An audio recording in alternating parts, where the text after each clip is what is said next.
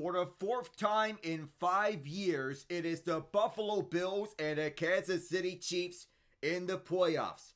The Chiefs are looking to do what no team has ever done in NFL history: win 3 straight Super Bowls. The Bills have never won the Lombardi Trophy, but they're trying to get back to the big game for the first time since losing their 4th straight Super Bowl in the 1993 season. This rivalry goes back all the way to 1960 in the AFL's inaugural season, but the recent meetings between Josh Allen and Patrick Mahomes have escalated this to another level. They have met 8 times since 2020, 3 of them in the playoffs. This is the 9th meeting this decade between these two non-divisional rivals. And Buffalo was 4-1 in the regular season. Kansas City, however, is 3-0 in the playoffs as of late, including epic divisional round games in the 2021 and 2023 seasons. Instant classics, which are then known as 13 seconds and wide right 2, respectively.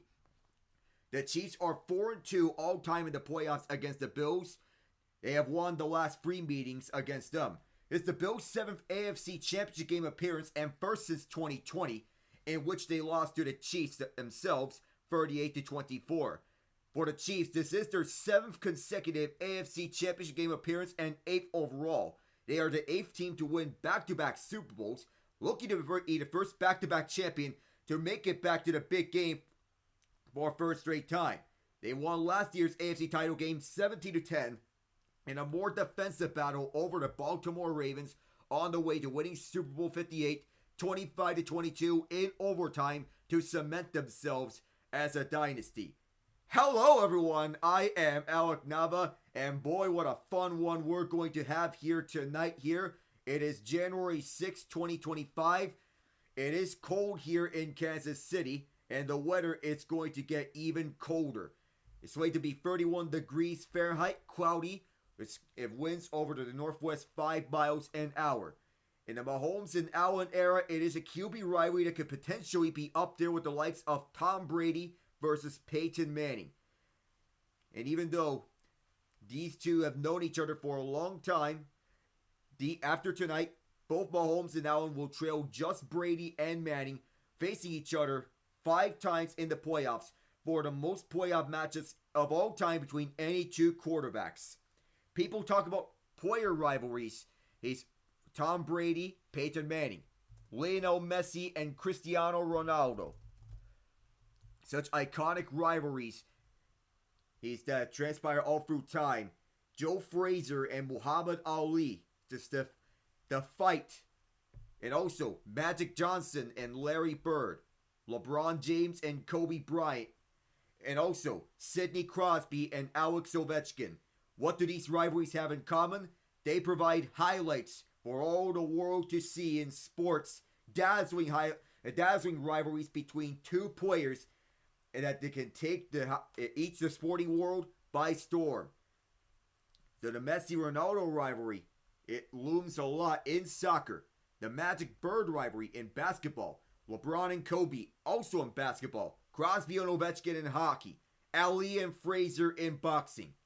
These are all-time rivalries, and we could be seeing in this one again being another all-time rivalry between Mahomes and Allen. The Bills are the only team to beat the Chiefs this season when they were playing all their starters. 30-21 in Week 11 at Buffalo. This game is at Arrowhead, where the Chiefs have not lost a game of significance since Christmas 2023 when they lost to the Las Vegas Raiders. The weather in Kansas City is expected to be cold, dropping to the 20s. Although snow is not likely into the forecast. But this matchup for the fight to get to New Orleans feels like it could have the potential for an all-timer. The winner will face the Philadelphia Eagles. Even though the NFC Championship Game is not over, it is in all essence and is practically over and concluded. And that the Eagles, they will defeat the Washington Commanders. Jalen Hurts is undefeated in the playoffs when he has a bye from the wild card round, excluding the Super Bowl loss. Both have defeated both been defeats to the Tampa Bay Buccaneers against Tom Brady and Baker Mayfield, and when he does not have a bye in the wild card, excluding the Super Bowl loss.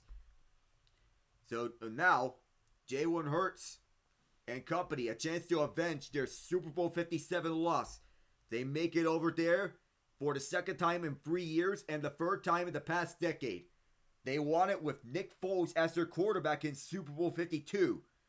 And now that they have a young and hungry set of players, they've evolved from the lovable underdog to a team that takes on the identity of the city of Philadelphia. So go on to the look-in about what is the final score in Philly as the Eagles, they defeat the Washington Commanders. The score right now is 55-23. Just 3 letters to summarize it. BTA. Jalen Hurts, 20 of 28 for 246 yards and one passing touchdown, 3 rushing touchdowns. That includes tush pushes. 10 carries for 16 yards. Saquon Barkley, 15 carries for 118 yards and 3 touchdowns. So it's very close to who could win the NFC Championship Game MVP. A.J. Brown, who had just 3 catches for 24 yards in the first 2 games of the playoffs combined, took off in this game for 6 catches, 96 yards, and a touchdown. Dallas Goedert, 7 catches, 85 yards. Takeaways have been the name of this game, and the Eagles have forced 3 turnovers on the Commanders. But 3 fumble recoveries, 1 each from Kenneth Gainwell, Zach Bond, and Reed Blankenship. Nobody has an interception except, guess who? Quinyon Mitchell. So he has the only interception for the Eagles. Bond establishing himself as a Defensive Player of the Year candidate in his first season with the Eagles. It is 55-23, final 2 minutes of this game, and the Commanders' season is all but over. The Eagles going to the Super Bowl. So as we look onto this game for what we could watch with these 2 teams, for the keys, we begin with the visiting Buffalo Bills. First is that the Bills likely have to be the first to 30 points. All season, the sticking point for the Bills is that hitting 30 points was the key to winning. They hit 30 or more points in 12 regular season games and against the Broncos during the wild card round. In those 13 games, the Bills are 12-1, including at home against the Chiefs in Week 11. The only loss was a 44-42 barn burner on the road against the Los Angeles Rams. Buffalo also finished 3-1 in games in which they scored 40 or more. Of course, the only loss being against the Rams. A lot of talk most of the season have been the Chiefs' offense struggling to put up points, and that was fair criticism given that the Chiefs have only scored 30 points in 2 games, playoffs included. Bills Mafia understands that while stats say one thing, the other consideration is that the Chiefs' defense made a living out of limiting points against most weeks. Is it likely Buffalo's offense scores 30? Don't bet on it, since these teams are different than in their Week 11 selves. That said, there may be the comfort with the Bills' chances that they hit 30 and that they could do so first. Secondly, that the Bills must win the turnover battle at the minimum. It is obvious, but it cannot be overstated. Buffalo's fantastic all season, turning the ball over just 8 times with an NFL best plus 24 turnover differential, 32 takeaways, 8 giveaways. The turnover prowess continued onto the playoffs as the Bills have yet to turn the ball over, and it's a reason for them playing in the AFC Championship Game. But winning the turnover battle isn't enough. Beyond having more takeaways, the Bills need points off those takeaways. Against the Ravens, Buffalo failed to score any points after Taylor Rapp picked off Lamar Jackson. It didn't cost them a Bills W, but it sure made for a more tense finish than preferred. Well, in fairness, there was a strip sack from Damar Hamlin that resulted in Von Miller returning it deep into Ravens territory, and it was capped out with a touchdown. If the opportunity presents itself this time, points are necessary in hostile Arrowhead because if anyone can overcome turnovers, it is Patrick Mahomes. The last time the Bills gave the football away was Week 16 against the New England Patriots, and the offense committed just 2 total turnovers since Week 11. The law of averages is always in play, but it would be fantastic if they held off until off-season workouts. Third is that the Bills must find the end zone in the red zone. The Bills were great in the red zone this season, finishing at a 71.64% rate, second place behind the Ravens. Buffalo hasn't been as proficient in the postseason, 44.44%. That nearly cost them against the Ravens. When the Bills hit the red zone, they can't settle for less than 6 against Kansas City. It sounds easy for sure, and it's going to be a huge challenge, and whichever team manages more points in the red zone may lead the field with the Lamar Hunt Trophy. The Bills have shown to be more successful in the red zone compared to the Chiefs, and it needs to be here if they plan to head to New Orleans.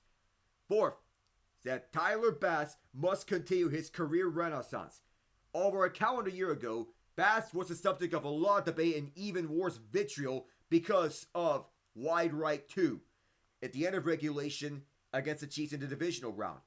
From that point on, Bass entered into a headspace that rendered him far less successful than any other point in his NFL career. It trickled into the offseason, where the beat reporters began noting just how many kicks and extra points Bass made or missed and how he looked in general. Bills Mafia was nervous about him, many claiming it among the team's biggest liabilities for the season. True to a kicker's mental state, Bass found a lot of struggle early, though enough success for none of his misses cost Buffalo a win. It didn't prevent one Bills drive from bringing in kickers for tryouts more than once in the offseason. Notably, he wasn't called upon to win a game as time expired until week 9.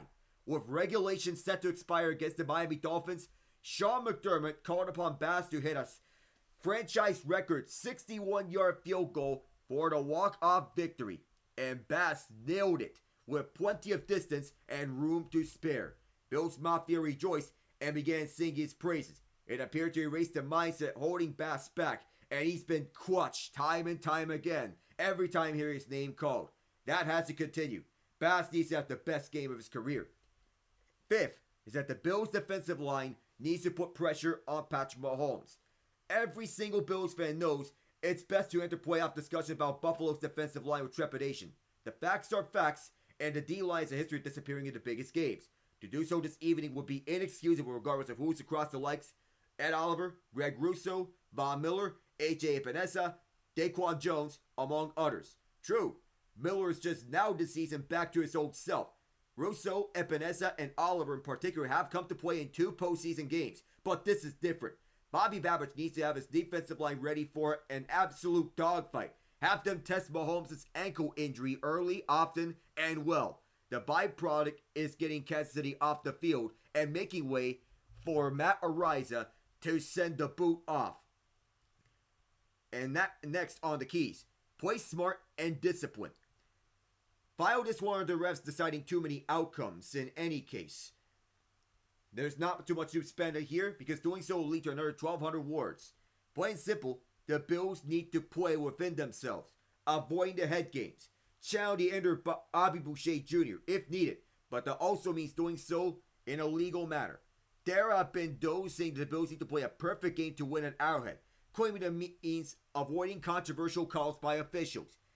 And everyone will be happy if tonight's officiating crew has 0 part in the outcome. Buffalo needs to do its best to avoid hurting themselves. Don't let the moment become bigger than it is. And it is a huge moment. And 7th is that they need to get over those demons. Those demons that have been plaguing them throughout against Kansas City.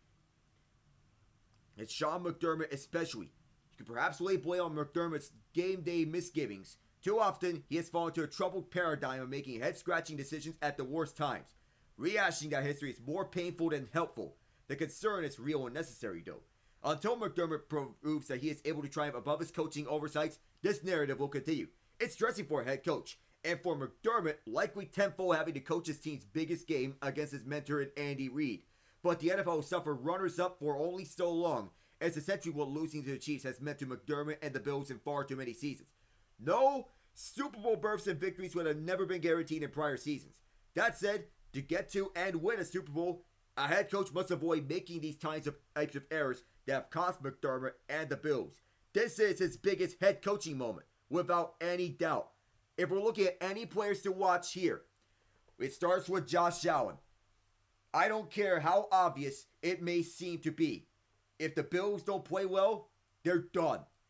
Complained until last week to refute that statement.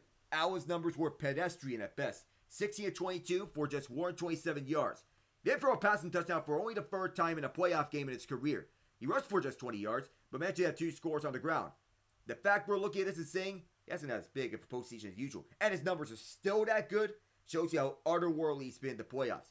But this iteration of the Bills has shown they don't need Superman Josh Allen every day. They need to be locked in. The one making good decisions. The one keeping the offense on schedule ahead of the chains. The one who sees James Cook available for a pitch and decides not to put the ball in harm's way, taking the points rather than giving his opponent a chance at life. If Allen can put that Superman cape on for a few drives, he could make things more comfortable for Buffalo. He was excellent against Kansas City in the regular season. 27 of 40 for 262 yards, a touchdown and a pick, adding 12 carries for 55 yards and a game-sealing touchdown. If Allen turns in a similar performance, he'll put his team in position to win the game. James Cook has struggled to run the ball against Kansas City for the first time they played. Buffalo total 104 rushing yards, but if you take the 55 yards away from Allen, the running backs have 19 carries for 49 yards. Cook had 9 for 20 yards and 2 touchdowns, adding 5 catches for a paltry 7 receiving yards. Buffalo ran the ball with great success overall in the first 2 games to the playoffs. The Ravens were able to make adjustments and slow it down in the second half, but the Bills still put up 147 rushing yards in that game, the most the Ravens allowed all season. The week before, the Bills put up 210 rushing yards against the Broncos defense that allowed more than 149 yards in a game all season, finishing third in rushing yards allowed overall. Cook gets 40 carries for 187 yards and a rushing touchdown this postseason. 11 of those resulted in a first down. Buffalo needs to get him involved in the game early, but Joe Brady needs to resist the urge to spam the run game early. The gut says that's what the Kansas City Chiefs want to see. If Cook can get the ball 15 to 20 times and be efficient, the Bills will be in great shape. However, Allen can dunk his way down the field, get him as much play action and misdirection as they have been. Then, after establishing the play action game, allowing him to sweep a bit, start hammering it with Cook. Third, Spencer Brown, the right tackle. One of the major reasons Buffalo struggled to clear room in the run game in the first matchup was because of the absence of Brown. He was off an ankle injury, and he was replaced by Ryan Van Denmark, who is an adept pass blocker who isn't nearly the hammerer that Brown is on the ground. With him back on the mold, Buffalo can do much more with the ground game. Brown can pull on his way to the second level, hunker down and handle excellent pass rusher George Karlaftis, and can take Chris Jones when Steve Spagnuolo wants to move him around. What can Brown do for the Bills? We'll find out, says Sean McDermott. Fourth is the defensive line. The Bills aren't going to blitz Patrick Mahomes too much. That's only asking for trouble. What's going to have to happen is that the big boys up front are going to need to win their matchups on early down, force the Chiefs into third and long scenarios, maintain gap integrity and rush lanes, put pressure on one of the best QBs to ever suit up. Easy stuff, right? For Buffalo, Ed Oliver and edge rusher Von Miller have been phenomenal in the playoffs. Greg Russo has been usual consistently productive self. And Dwayne Smoot and AJ Epinesa have done very well rotating it with Miller and Russo.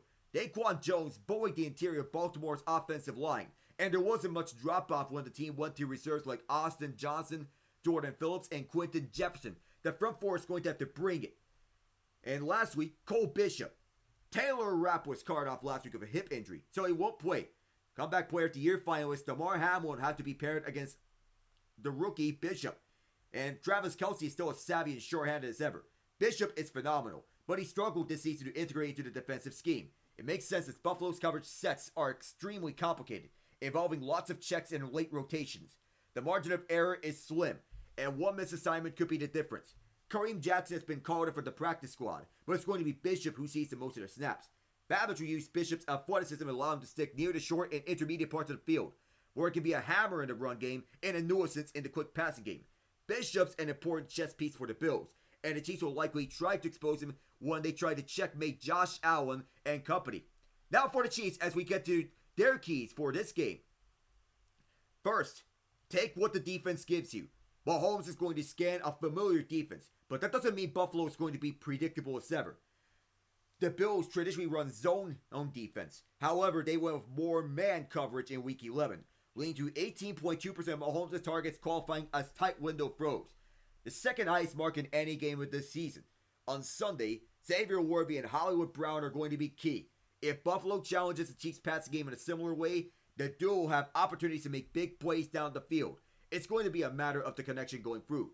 Last week, Mahomes targeted Hollywood deep twice for game-breaking plays, but neither of them was completed. If the Bills back up, Worthy and Brown will still be important in stretching the coverage horizontally and vertically. With Taylor Rapp out, Bishop will have to be attacked with speed. Look for Worthy to get heavy doses of short crosses and quick screens. Take the easy yards when Buffalo is soft in alignment.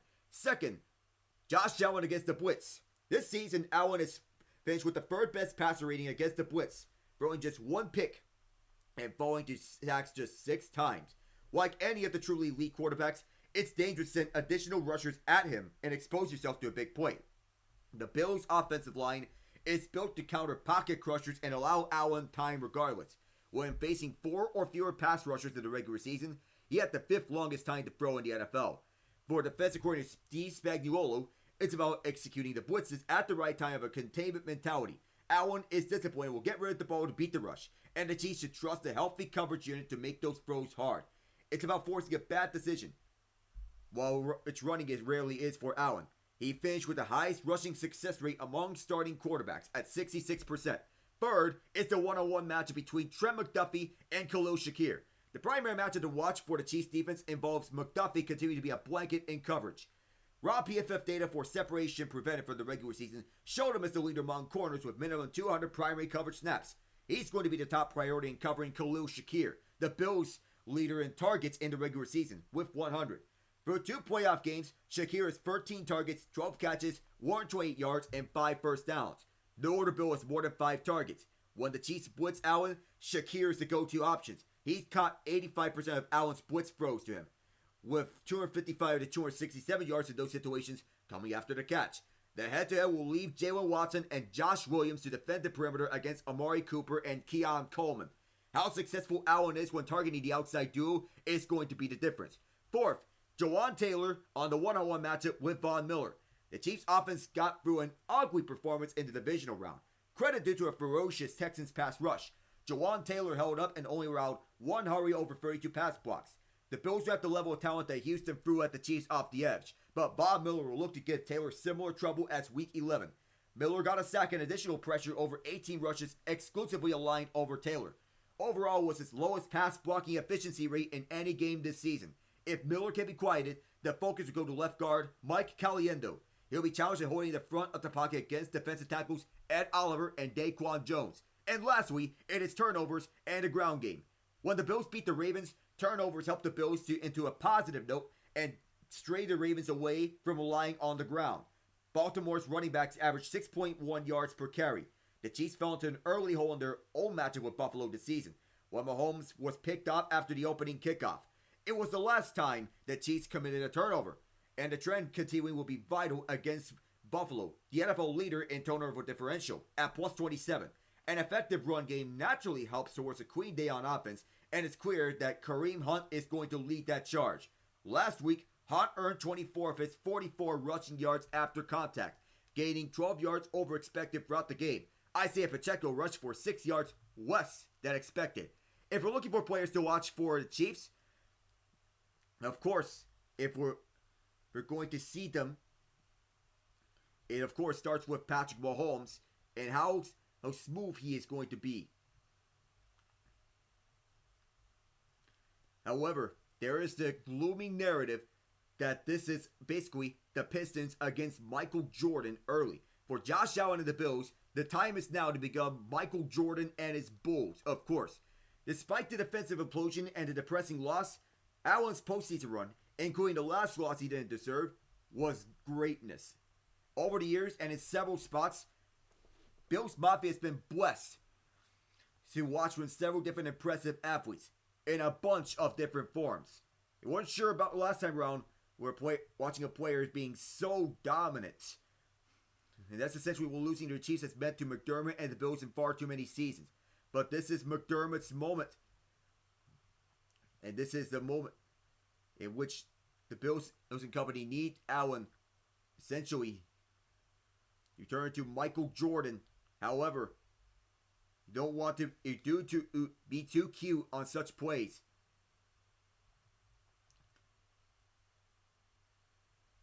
This is a cold night here in Kansas City. The Bills and the Chiefs. So the first player to watch is Mahomes. Obvious. Mahomes has tormented every NFL franchise throughout his career. He also says if he saved his best for Buffalo, and he's really saved his best for when the lights shine brightest. Mahomes faced the Bills in 3 playoff games, 79 of 4 and 5, for 8 touchdowns and no picks. He had 93 rushing yards and a score on 19 carries. He's also offered one of the worst chapters in Buffalo's tormented playoff history. 13 seconds and wide right 2. There is no stopping him. There is only containing him. Part of limiting his success is to keep the ball out of his hands. So Buffalo's best bet is to run the front 4 to win on some early downs. So Isaiah Pacheco, battering ram, isn't 100%. He struggled since coming back from a fibula fracture he suffered in September. Doesn't make it doesn't make anyone feel more comfortable with someone, but he has no overiced Buffalo in the playoffs last season. The Bills are different this year. Healthier, bigger, and more physical. So Travis Kelce is the future Hall of Famer. His 2 worst games this season came against 2 non-AFC West squads that know him best. Caught just 1 pass for 5 yards against the Bengals. And then he caught just 2 passes for 8 yards in Week 11 against the Bills. Terrell Bernard and Matt Milano are both healthy. And so who knows how this will be here. The Chiefs have won the coin toss. They will defer to the second half. That's something Andy Reid has loved to do. To go on to our starting lineups as we begin action here in Kansas City. Let's go! The Bills will start with the football. Let's say hello to their starting 11. On offense, Josh Allen, James Cook. At the backs, Keon Coleman, Mac Hollins, Khalil Shakir, the receivers. Dalton Kincaid, the tight end. Deion Dawkins, David Edwards, Connor McGovern, Osiris Torrance, and Spencer Brown, the offensive line from left to right. We're in Kansas City, a trip to New Orleans for the line. Allen has 7 career playoff wins, the most without a Super Bowl among any quarterback all time. Many have said that he's due. Is this the day in which his guys advance?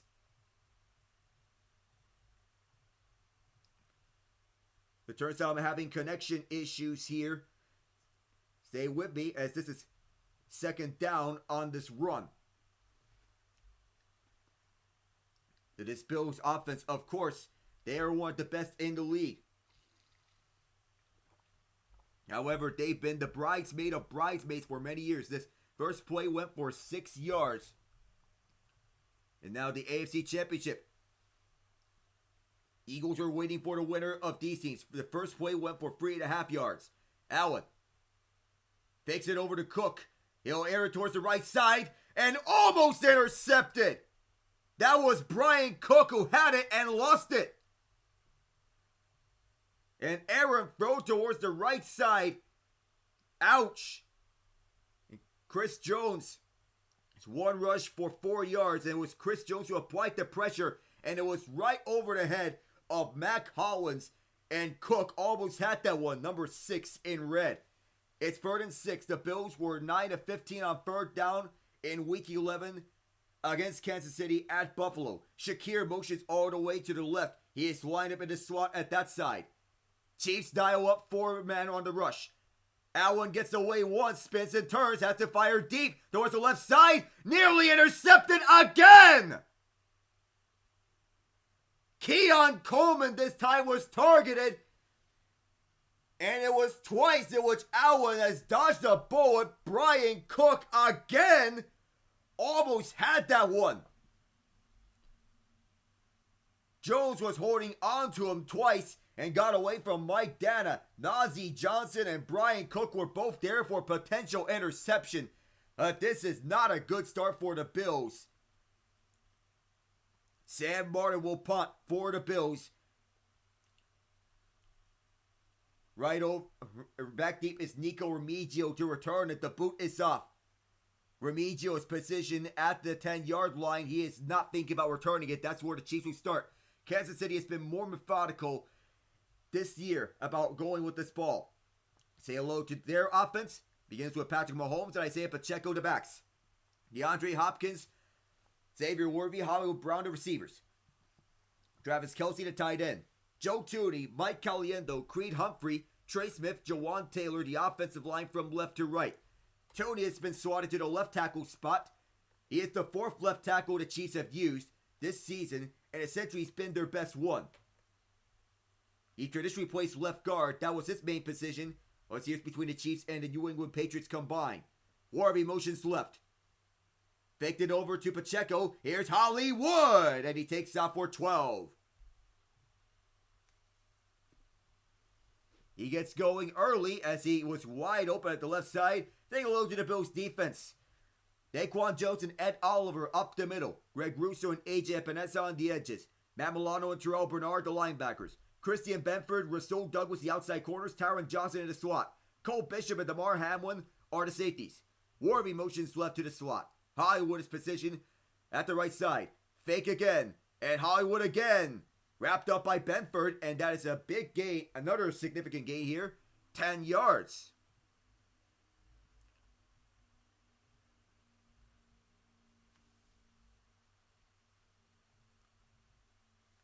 Man-to-man coverage the entire way. Mahomes sees that all the way. The Bills have used man coverage more often in the Week 11 matchup, and the Chiefs already dissecting the man coverage is 9 yards, not 10, as Pacheco motions to the left of Mahomes. Fake the handoff to, it's been all passes here. Rosso closing in. Mahomes is getting away.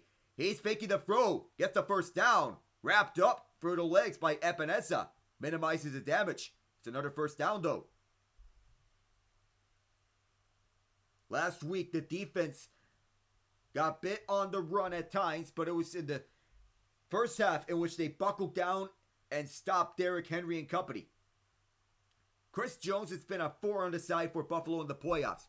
Jones forced Deion Dawkins into Josh Allen's lap last year, causing him to come up short on an end zone shot to an open Khalil Shakir.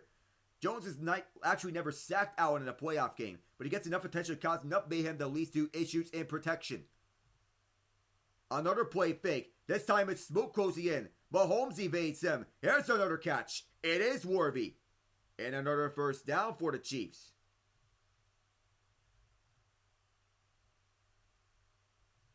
Now, Andy Reid knows how to move the pocket. And that time Mahomes had no problems going towards his left side to Xavier Warby, who found himself wide open.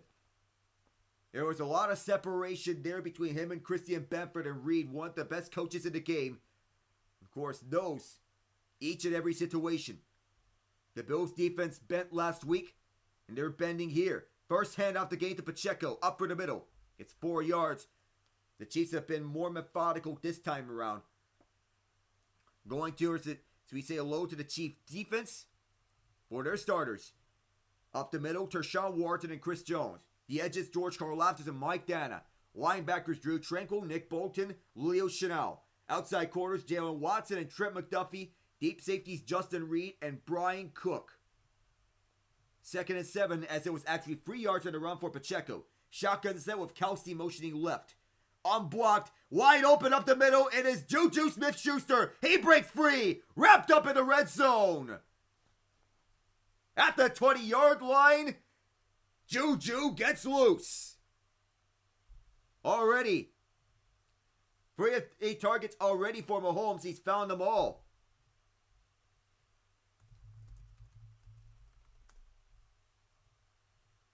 The one-on-one attention as he goes through the slot on the inside, catching all that attention.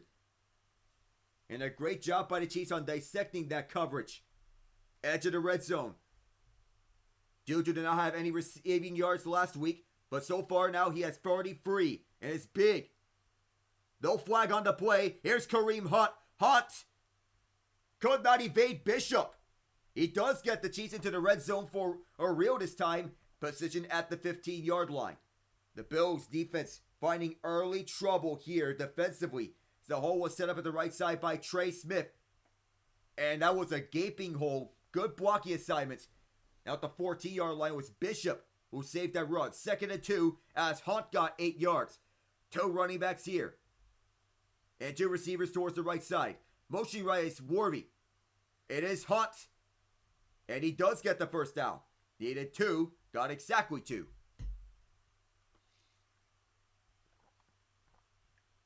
Through 2 opening drives, the Bills have allowed touchdowns in the playoffs. But the 15 other drives, they've allowed 2 total touchdowns. They allowed an opening touchdown drive to Bo Nix and Troy Franklin. The 2 Oregon teammates are now on the Broncos. And they allowed an opening drive touchdown to Lamar Jackson and Rashad Bateman against the Ravens. However, just 2 touchdowns in all other drives. Both of them came against the Ravens. Hunt towards the left side. Hunt trying for the end zone. Runs over someone and reaches out for the touchdown. And he does push-ups in the end zone. The Huntsman strikes first here in KCMO.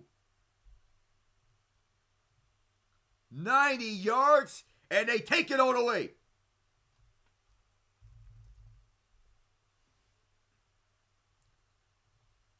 They pulled Trey Smith and Jawan Taylor for the kick-out blocks to lead Hunt on the outside zone left on the way for this touchdown drive, and it paved them a gaping hole on the way to the left side.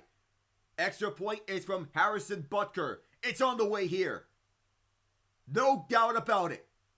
The Chiefs strike first, and for the third straight game, Buffalo's defense allows an opening drive touchdown in the playoffs. Can they bounce back here and tie this game up at 7? 8:56 to go in the first quarter. We will return.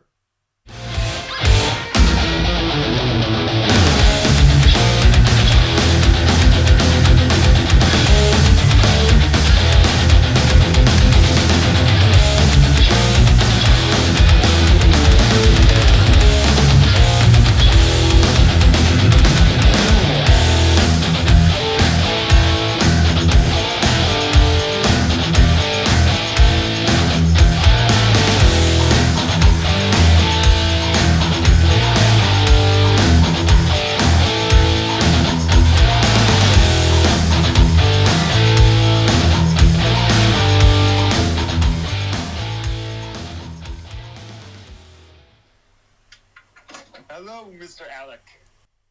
What is going on here, Ian? Well, my friend, if I may be a bit colorful, the Chiefs are not effing around. That's what's happening. This is what happens when they're serious. And we're seeing it right now. Early in this drive, 90-yard touchdown drive, and it's Kareem Hunt to ram it down the Bills' throats. In fact, the Bills have allowed an opening drive touchdown on each and every one of their playoff games. In each and every other one of their drives, they've allowed just 2 total touchdowns. All right, well, the Chiefs need to go ahead and not have that happen, or they just need to break that trend and keep scoring. Baltimore almost did that last week when they had both of those touchdown drives against Buffalo until Mark Andrews' infamous drop. That ball was caught 999 times out of 1,000. Yep. I'll tell you what, man. They just need, they just need to keep playing like that and mistake-free football. I gotta tell you, man, I'm still nervous. Playoff nerves, of course. The feeling is there. Feeling is there.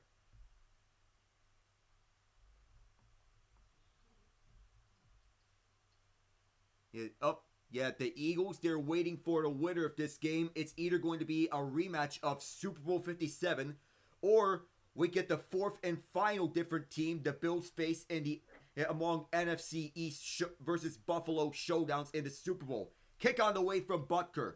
You remember the Chiefs, they won the coin toss, they have deferred. It's an Andy Reid specialty. He likes to defer to the second half each and every football game. This one no different. Buffalo was almost intercepted twice in the opening drive. Brian Cook and Najee Johnson could not hang on to the ball. Kansas City, what was it? Oh, I was going to say, it's going to get crazy, man. The Eagles already booking their flights to Louis Armstrong International Airport at New Orleans.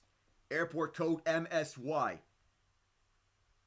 This is a handoff to James Cook towards the right side. Flag is down. We'll hear from the Blakeman for the first time. And Blakeman, he officiates Super Bowl 50, Peyton Manning's last hurrah, in which Von Miller was a member of that team. If the Bills do win the Super Bowl, it will be the third different team in which Miller has won a Super Bowl with. And will be the first player to do that. See what the call is.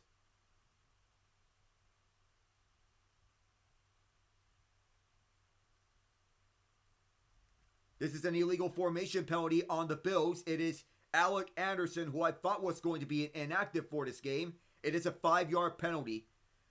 Of note, 3 times Ronnie Stanley was called for illegal formation in week 1. Anderson this time is called for illegal formation. He is the 6th offensive lineman on the field for Buffalo. reported himself as an eligible receiver. Justin Reed is walking off with medical trainers. He has something banged up with him, but he is able to jog off the field on his feet. Might be a minor issue, but he trots onto the sideline. We'll get you updated here on the status of Reed as we continue. 1st and 15, clock is running, 8:45 to go. It's an empty backfield for Josh. 2 left and 3 right. And the Chiefs defense knows do not blitz Allen, as he is one of the best passers in the game against the blitz. Play clock down to 3, down to 2. Chiefs send 4, so it's not a blitz. For the middle, gets it to a safety valve, Kincaid. And he gets 12 yards out of that, so he's able to get the penalty yardage right back and then more. And also do note, Blakeman's crew has thrown a lot more penalty flags than any other referee crew today. No huddle here. And the Chiefs munched them up. Up the middle for Ty Johnson, and it backfires. And Tershawn Wharton, one of the best run defenders on the Chiefs, stops him for just 1 yard. Charles Omenihu was also there. It is 3rd down here at the Truman Sports Complex. That includes Arrowhead and Kaufman. In about 2 months, baseball season will be underway. And I wonder if the Royals players are watching this with their eyes attent to this. James Cook motions to the left of Allen. Chiefs send 4 on the way. Dump off for Shakir. It's a 1st down. Runs to midfield as he was chased by Tranquil. It is the first down for the Bills. And a rebound here right after that bad opening drive as Shakir ran the drag route, exposing that zone coverage. Drag route works best against man. But this time it was zone, and nobody was covering down low at the linebacker level. Shakir is willing to take that risk, running towards that linebacker area. Extra lineman Anderson motions towards the left side. Play fake for Ray Davis. Allen pump fakes on Karlaftis. Allen signaling, fires a moonshot down the field for double coverage. There was a bump. Do we have a flag here on the play? No, we do not. It looked like it was going to be a deep shot, but the ball was not catchable. There was a bump, however. George Karlaftis got in Allen's face, and Allen threw it down the field as he was backpedaling. No flag on the play. And I would assume, yes, that was the call there because the ball was not catchable. It was out of bounds. So I don't blame the officials that time around. 2nd and 10 to a 5, 23 yards. Shotgun. Chiefs rush 5. Towards the left side, here's Amari Cooper. Dragged down by 2 Chiefs, including Nick Bolton. First catch for Cooper. One of the more team-friendly players right now. And even though he was wide receiver 1 for the Cowboys in the past and was one of the best wide receiver 1s, now he's about to a team-first mentality. Allen on the snowplow. Is that ever so reliable? Gets a 1st down about that. And it's so easy for the tush push or the snowplow. Why is that, Ian? Because it's free real estate.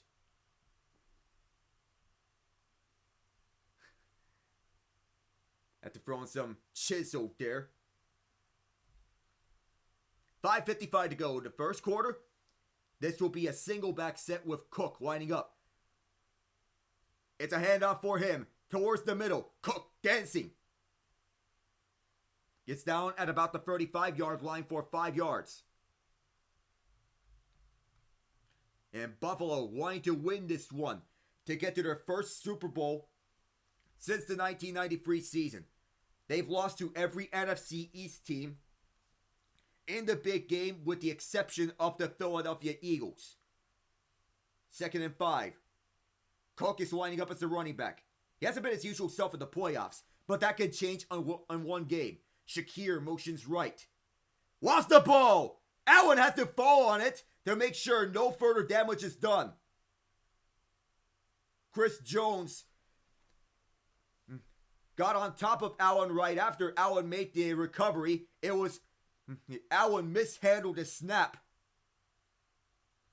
Just a little antsy here as this was right in and out of his fingertips. What is going on here? 3rd and 9. This crowd is loud here. The Bills are 2 of 3 on 3rd down. We'll have to see if it can get a field goal or a first down out of this. They want to get a first down. Allen towards Shakir, who backpedals. And boy, he should have lunged forward there that time around. The Chiefs saw that he was going towards the right side and made him pay for that. It's 4th down. Now an interesting decision. Tyler Bass may come out for this field goal try, and he is. Will Clapp, a practice squad offensive lineman, was called up beforehand. He is out there for this possession here on the field goal try. Bass, who's been the subject of criticism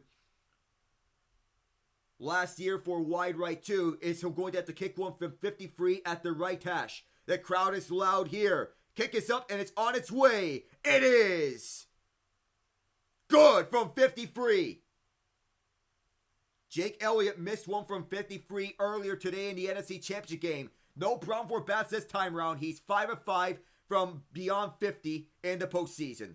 7-3 Chiefs going to break. That right, even though Buffalo got 3 points, that's a victory, Alec. That's a victory for the defense.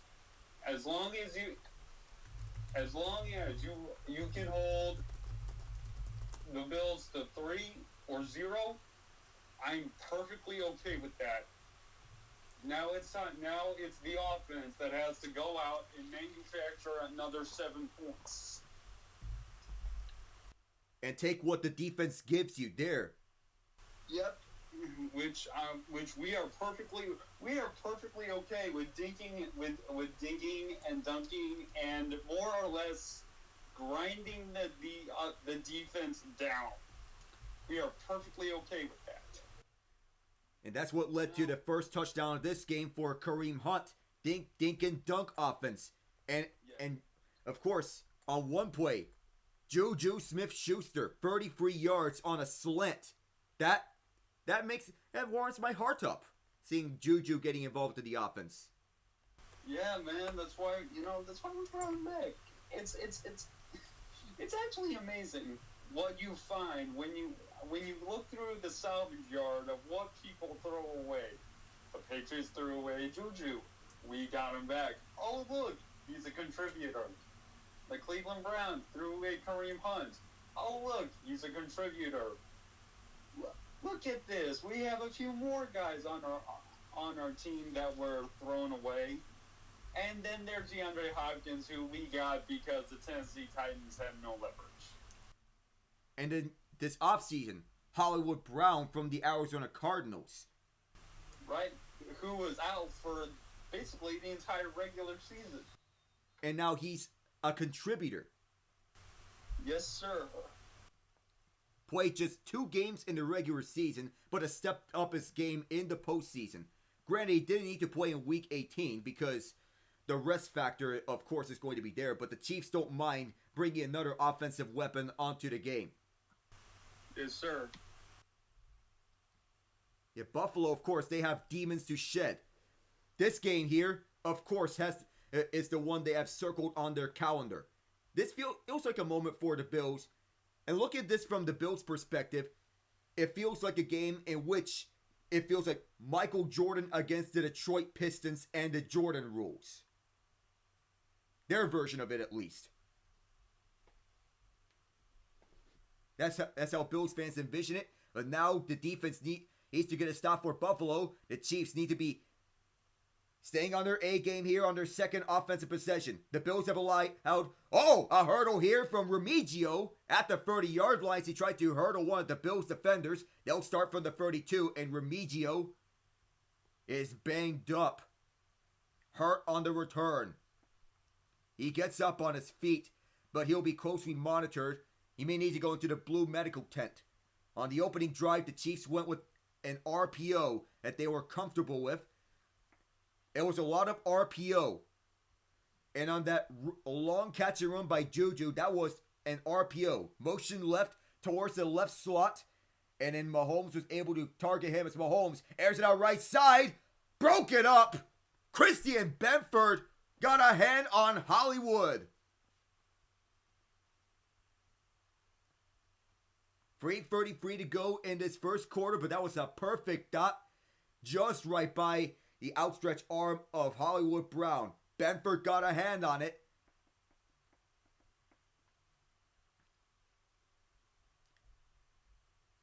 The Brown saw it out of reach. The ball didn't seem to be catchable for him unless if there was a chance for a one-handed play. Warby motions to the slot left. He had two options in the slot for them, Hollywood Brown and Xavier Warby. Mahomes forced to his right. He is flushed out. Gonna take off his legs. Has blockers. And he'll safely run it out towards his own sideline for a first down. The mobile quarterback is the norm here in the modern day NFL. And when you play Kansas City, when you send pressure after Mahomes, you have to make sure that you send pressure without blitzing him. Because when you blitz him, that's a bad idea. The Bills sent out 4 after him and have forced him to run towards the right side. Ankle injury? What ankle injury for Mahomes? 2 rushes for 16 yards already for Mahomes. Run for the speedy Xavier Warby. Warby gets slammed by Hamlin. And Christian Benford was also in the middle of it.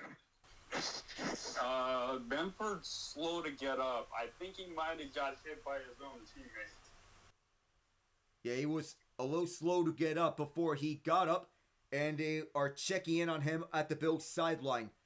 Possible concussion, perhaps, but Benford, one of the more underrated corners in the NFL. Was in the same draft class that Kaiir Elam was selected, but Benford emerged from it as a starter. But yeah, he did get hit by his own teammate, Damar Hamlin. What? It was a shoulder to the head, I think. Yeah, so we're stepping aside for this moment as they look at Benford, but that stings. Villanova's more known for their basketball program, but to have a quarter come out of Villanova has to be something for their football program. It means the world to them. Yeah, well, and Benford for the Bills, since the unfortunate injury history with Tre'Davious White, he emerged as basically as their number one corner. And if he can't go, I mean, look, tactically, it's an advantage for my team, the Chiefs, but we're going to beat you. We want to beat you at your best. Rapp's out, Benford's out.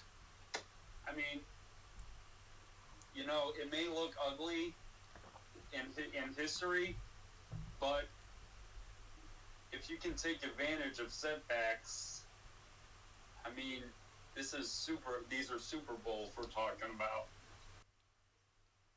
There you go. In that first matchup, the Bills, they were down 4 players, including the right tackle Spencer Brown and Keon Coleman. And on defense, Matt Milano didn't play. He didn't make his debut until right around when they faced the 49ers. He didn't make his debut until the 49ers game, which the lateral from Amari Cooper to Josh Allen happened.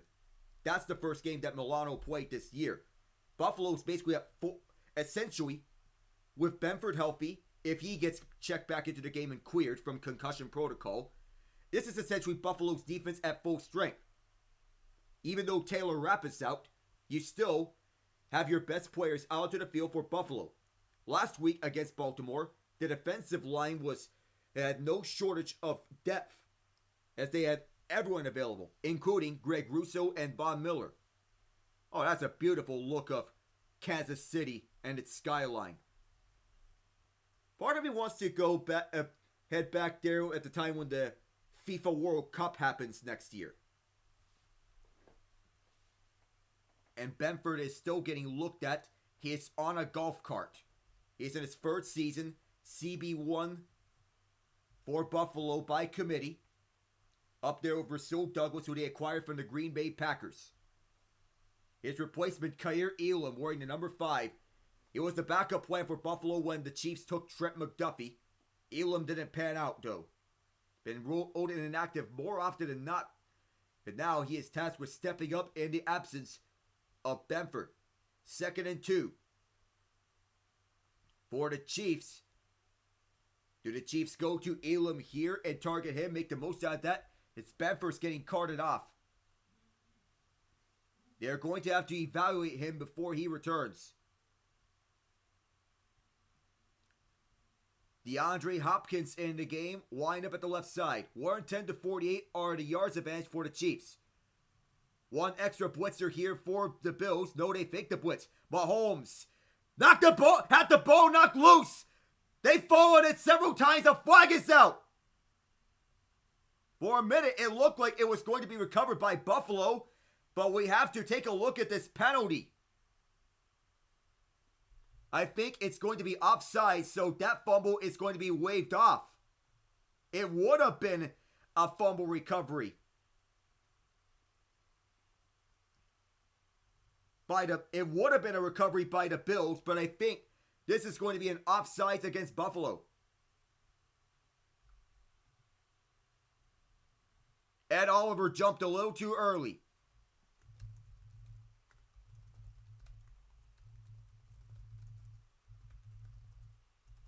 These are the plays that cannot happen here. Do not fall for these mental mistakes.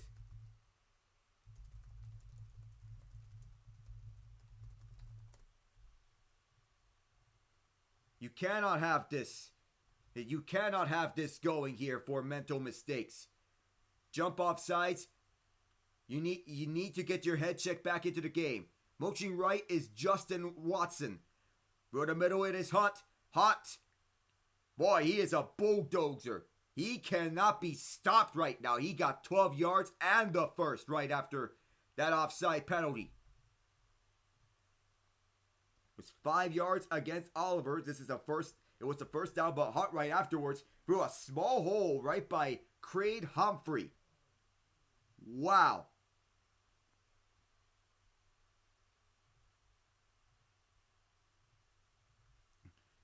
For 34 yards already for Hunt on 4 carries and a touchdown.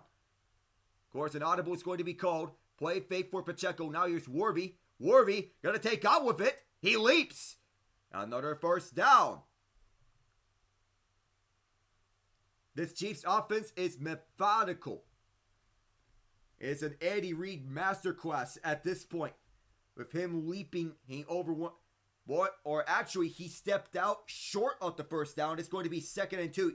He stepped out 2 yards shy at the first down. They corrected it. Reed is coaching his 44th postseason game. 2nd and 2 as they shift to a shotgun set. Juju motions towards the slot at the right side. Mahomes wants the football. A crowd of players falls onto the ball. Buffalo has it. Ed Oliver makes up for his offsides, and it's a takeaway for the Bills.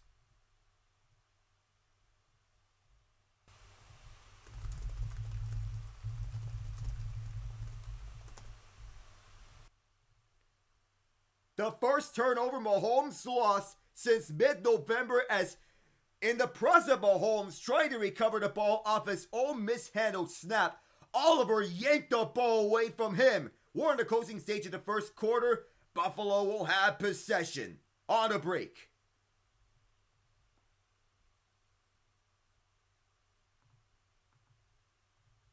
Well, Ian, it looked like it. It looked like the dink and dunk offense was going to work. But it was just one mishap that changed everything.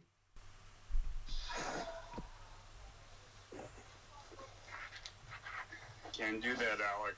Just they cannot do that. And now Buffalo's going to go right down the field and score, and it's going to change this whole game. We've had instant classics between these two before. It may be shaping up to be another one of these types of games. Of course, the first playoff meeting between Mahomes and Allen wasn't really that memorable. However, in the 2 playoff meetings ever since, it were memorable games. 13 seconds in the first one. 25 points scored in the final 2 minutes of the fourth quarter. On the way to overtime. And then, last year, wide right 2. And And that infamous miss from Tyler Bass that wreaked nightmares of Scott Norwood's miss in the Super Bowl. The infamous wide right game. And now this year, we'll see what happens in this showdown.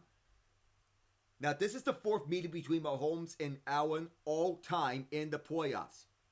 By the end of this game, Patrick Mahomes and Josh Allen will trail one other famous QB rivalry for the most such playoff matchups against each other all time. Okay, take a guess what that matchup is? Something having to do with Brett Favre or something? Tom Brady and Peyton Manning. Oh, okay. They met in the playoffs 5 times. Wow, I did not realize that. That's a lot. 57 seconds to go here in the first quarter. This is the first giveaway for the Chiefs in their last 83 drives. 501 plays. Here goes James Cook. What a hard-earned run as he gets the first down, being brought down by Reed, who has returned to this game. As Josh Allen handing it off for Cook, this offensive line emerging into one of the league's best. They have allowed just 14 sacks on the season. Cook may have bobbled the ball in the end, but he just hung on to it only enough to ensure that the Bills retain it. 31 seconds. Chiefs Kingdom looking to get loud as we have a stoppage here. They're going to have an official measurement to see where the ball was at the time in which Cook was down by contact. It is very close to call, so the clock is stopped for an official measurement. They have rolled it. They have rolled Cook 1 yard shy, and so it is 2nd and 1. The clock will start on Blakeman's signal. Pistol set here this time. Cook still in the backfield. Mac Hollins motions towards the right. And now they shift onto a single back set. Do they give it to Cook again? They will. Shakes off one man, and this time he has the first down. And they don't need to run a play here to end off the first quarter. They're just going to take this to the second. Take whatever the defense gives you. And that, both the Chiefs and Bills are doing. At the end of one, the Chiefs lead 7-3. A fight for a trip to New Orleans on the line. The Eagles waiting there. Now, one thing that,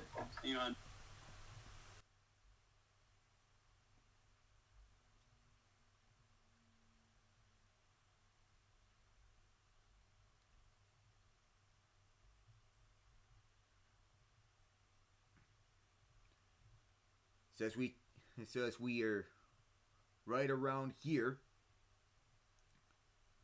looking for a box score and team stats. So far, Mahomes 4-5, 61 yards. Kareem Hunt 4 carries, 34 yards, and 1 touchdown. The longest reception from Juju Smith-Schuster, who totaled 31 yards. Buffalo still holding every other drive to 2 touchdowns. In the 16 other drives that are not opening drive touchdowns. Josh Allen 4 of 7, 36 yards, was nearly intercepted twice on the opening drive. Khalil Shakir with 2 catches for 16 yards. Amari Cooper has not been as involved with the Bills as much, but he said he doesn't need to be. Now, Allen himself said, it's fun to be around a bunch of guys who don't care about stats and only focus on wins. That's the mentality the Bills have right now. That they are sticking with the everybody eats philosophy. And they kept their word on that. now one advantage, as you mentioned at the beginning, Alec, was that Andy Reid always defers to the second half. So if the Chiefs can keep the lead, can take a lead, can have a lead going into halftime, I'm a lot more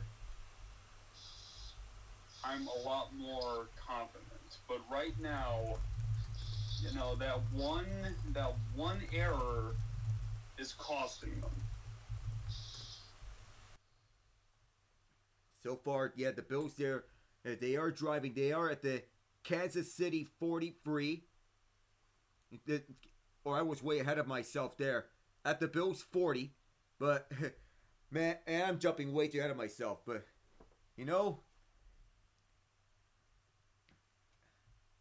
mental mistakes and errors cannot happen at any point in the playoffs. Not even a stage as bright as this, where you have a trip for the Super Bowl on the line. If you go back to one of Paul Allen's iconic calls when the Saints and Vikings played, this is not Detroit, man. This is the Super Bowl. Time was classic. Back here in Kansas City, Bills on the all-white uniforms going from left to right. Chiefs, red uniforms. Allen on a play fake. Dials it off to the left side for Cook. Cook is taking off towards the left sideline. He's forced out by Najee Johnson, indeed, at the Kansas City 43. I was ahead of myself as we're looking at the ESPN box score. But James Cook, one of the best running backs in the game right now, takes a swing pass from Josh Allen. Go with the dink and dunk method, as Reggie Gilliam was the blocker in front, and he was ready for the screen or the swing pass left side. Gilliam is the fullback. He was ready for that one. These two teams being mirror images of one another as Cook motions towards the right. Allen's going to throw again. Allen waiting for someone to get open. He is pressured. Pushed out towards the right side. Chased down by Jones. Allen's going for the deep shot down the field for Coleman. Knocked away. In double coverage. Jaden Hicks and Trent McDuffie both there. A flag is down, however. We have to wait on the official word. It looks like Blakeman's crew is pointing towards the Kansas City side. It's not at the secondary level, but rather at where the linebackers are at.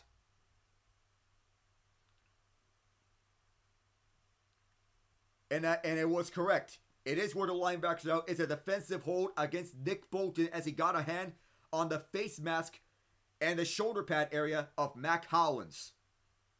It's a depth receiver in the previous years that he's played, or that was actually, that was Hollins that he grabbed.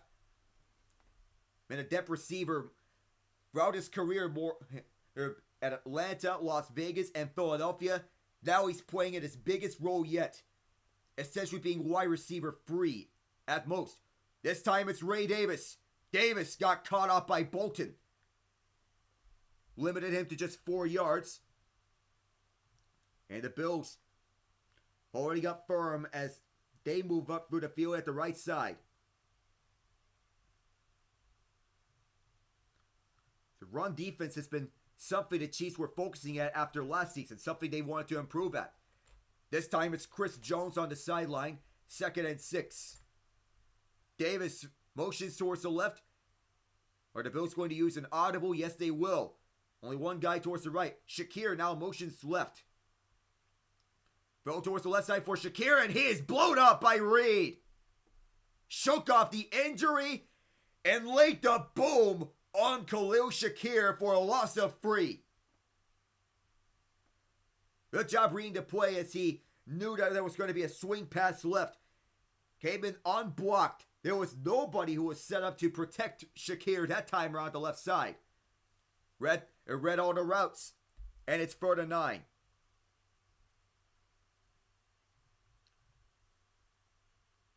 Chiefs Kingdom decibeling up.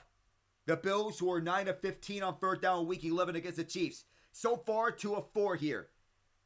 Chiefs send the blitz here. Allen dissects it. And there's the 1st down. And of course, one of the keys I mentioned here in the pregame. Josh Allen being one of the best quarterbacks against the blitz. And that time he dissected it and found the shifty Amari Cooper. Up for the middle. And initially he was originally supposed to be the response the Bills made for the Jets trading for Davante Adams. Well, guess what? Cooper, when he gets the ball, he is so reliable, smooth as butter. Up for the middle, he gets wide open space. Call blank space, as you will. And gets a 1st down. 10 yards on that. It's an empty set for Josh. With 3 receivers to the left. No QB draw here. Allen, pump fakes. Lost the ball, but quickly picks it back up. Mike Dana right there, Johnny on the spot. And now that's 3 fumbles this time around in terms of strip sacks or bad snaps. Dana went around the edge on Spencer Brown as he got the hand onto Allen. As Allen falls down, knowing that he was wrapped up, quickly picks the ball back up to ensure the Bills keep possession. Excellent awareness there, and to avert disaster. It sends the Bills backwards. It'll be a loss of 10, 2nd and 20. That's the 18th sack that the Bills' offensive line allowed on the season. Regular season playoffs combined. To the left. Hauled in by Hollins at the 30. And now this will be the longest third down the Bills will face.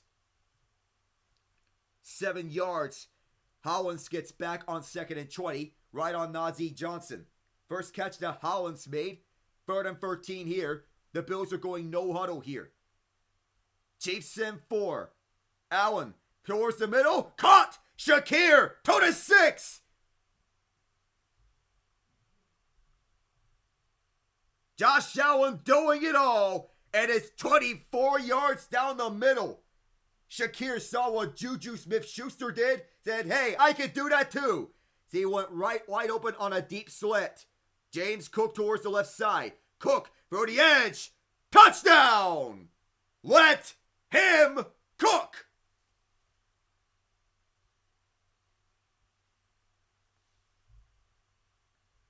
They hurried up to the line going no huddle and get the response. James Cook with his 18th rushing touchdown of the year, regular season, postseason combined, as they moved the pocket towards the left side.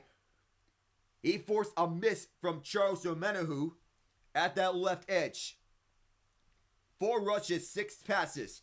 They take it 72 yards on the distance on 5 minutes, 32 seconds elapsed time.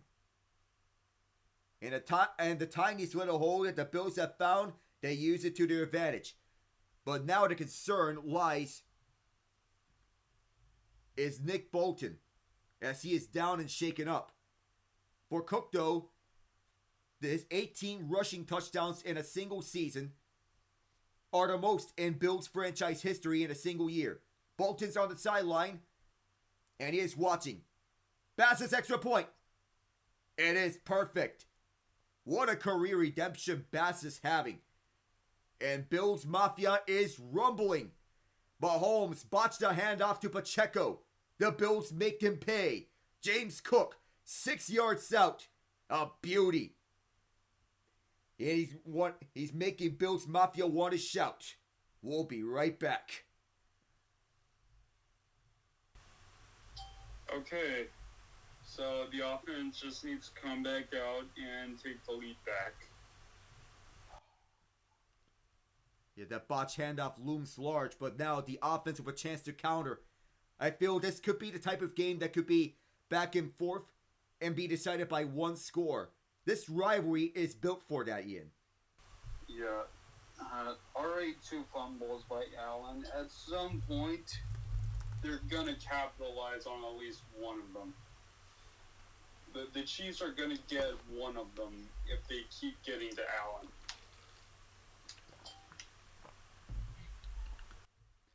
I think I could say that it would be anyone of Hollywood or Xavier Ward be getting it.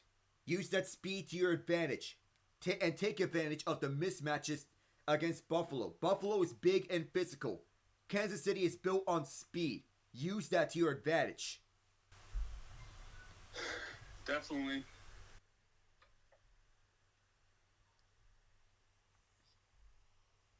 Oh, one of my friends was at Philadelphia watching the Commanders game. Unfortunately, the Commanders got blown out, but it was a fun season for Washington throughout. It's a shame that it ended like this, though. But what a magical season it is. Washington will be back. That's what I'll say of them. And do remember, this current roster will be the worst that Jaden Daniels will have. But worst in quotation marks, because it's a good roster. This is the Commanders team that wasn't expected to get 12 wins, let alone more than 9 wins on the season. This season has been truly magical for Washington. He'll be back here in no time. Improve on the defense and get clear upgrades around it. Keep going from there. Don't just Don't just stay comfortable with this roster that you have. Build on it. It is a 10-0 run for the Bills here. 4:35 into the second. And these two teams,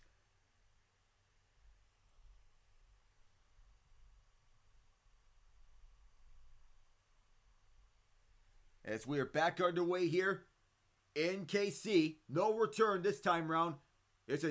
We have Nico Remigio back. He is back from his injury, low concussed. And also, well, it's a full booth over the CBS broadcasting booth. Jim Nantz, Tony Romo, and former NFL ref Gene Steratore is up there. Tracy Wolfson, Evan Washburn, and Jay Feely on the sidelines. Washburn being the second sideline reporter, and Feely being the special teams expert. He's a former kicker himself. Play fake for Mahomes as he airs it to the right side for who else? Travis Kelce, who is being grabbed by comeback player of the year finalist Damar Hamlin at that right side. Kelce's two worst games have come against teams that know him best, the Bengals and Bills. He had a season-high 117 receiving yards last week. Kelce had one catch for 5 yards against Cincinnati, 2 catches for 11 yards against Buffalo in Week 11. Elam is matched up 1-on-1 on the outside left. 2nd and 2. Run up the middle for Hunt. Hunt is going to be munched up at the line of scrimmage.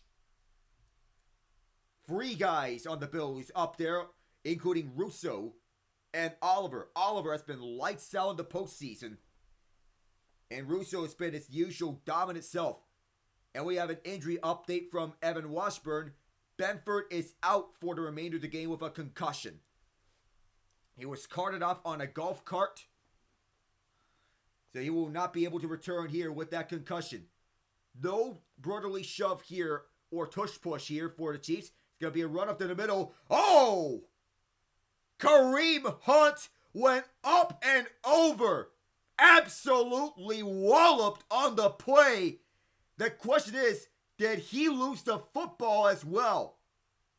The entire defense was clamping down on him, and they're going to roll it 4th and 1, where the Chiefs are 12 of 15 on 4th down and short throughout the regular season and postseason. And Andy Reid is going with the Dan Campbell route. Mahomes is just casually walking over to the sideline. It's just going to call timeout. We have 8:29 to go in the second quarter. That's what the Chiefs are doing. So now we're staying with you. So call the shots. Go for it or punt.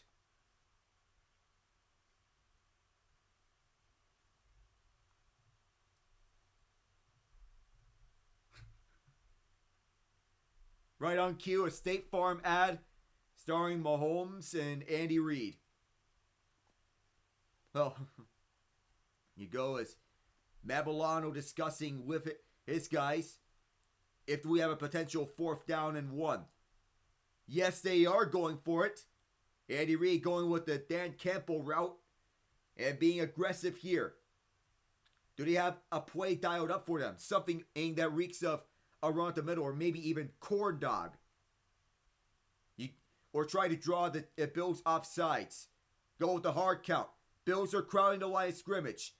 It's going to be a run to the right side. Mahomes is going to take off and run with it and slide for the 1st down. It is neither a run up the middle, nor is it corn dog. Instead, it is Mahomes running and keeping the chains moving and his drive alive. Sliding right on Tyron Johnson, one of the best slot corners in the NFL.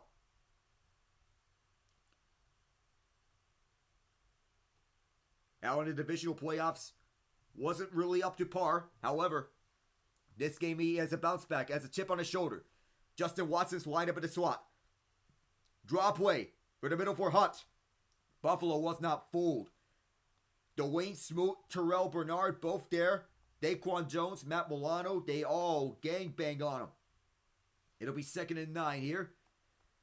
7th rush for Hunt, 36 yards. Ever since that first drive, Hunt has cooled off substantially as the Bills' run defense has clamped down on the Chiefs' ground game, much like they did against Derrick Henry when it was getting locked up so much that the Ravens had to rely on the passing game. Juju Smith-Schuster line up on the left. Mahomes to Worthy, shaking off his man Elam, who forces him out right by the sticks. And it's a first down, 10 yards. And Elam stuck with him, playing so well off of him. Staying disciplined, using that awareness in which that made him a first-round pick.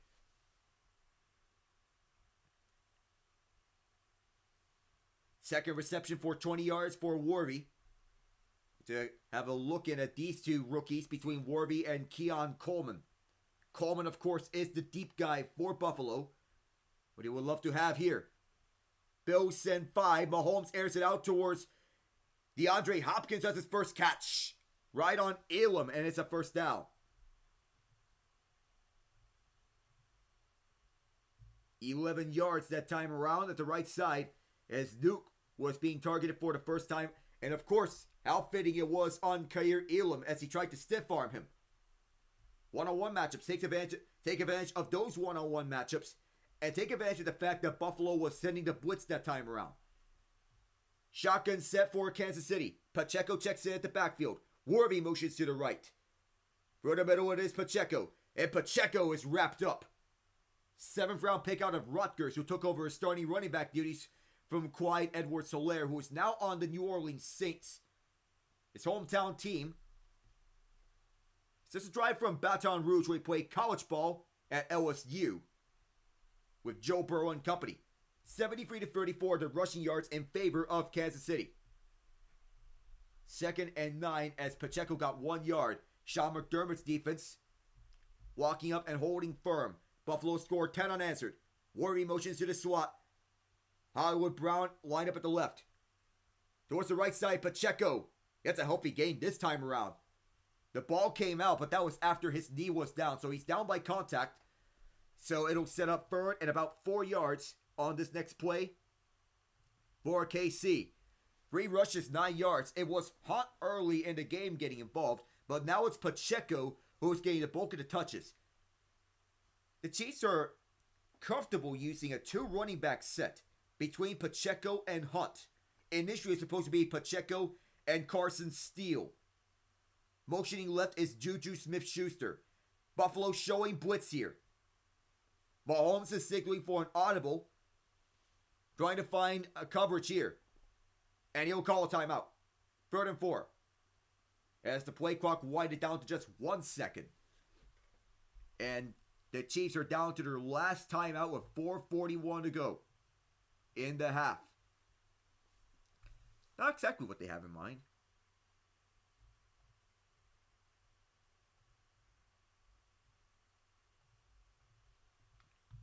We have some backups advertisements here from Progressive.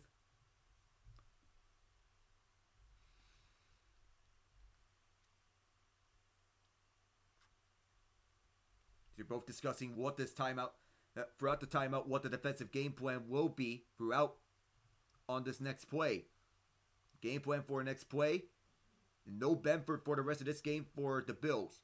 6 rushes, 3 passes for the Chiefs. They have a lot of rushing, and they have 73 rushing yards as a team so far. Smith-Schuster motions towards the left side. Bills once again showing the blitz. It's a dangerous idea against Mahomes. Don't blitz them too often. They fake the blitz. Mahomes to the right side. Worthy on the juke back. First down. This rookie is a human joystick, but a flag is on the play. Hold on a minute.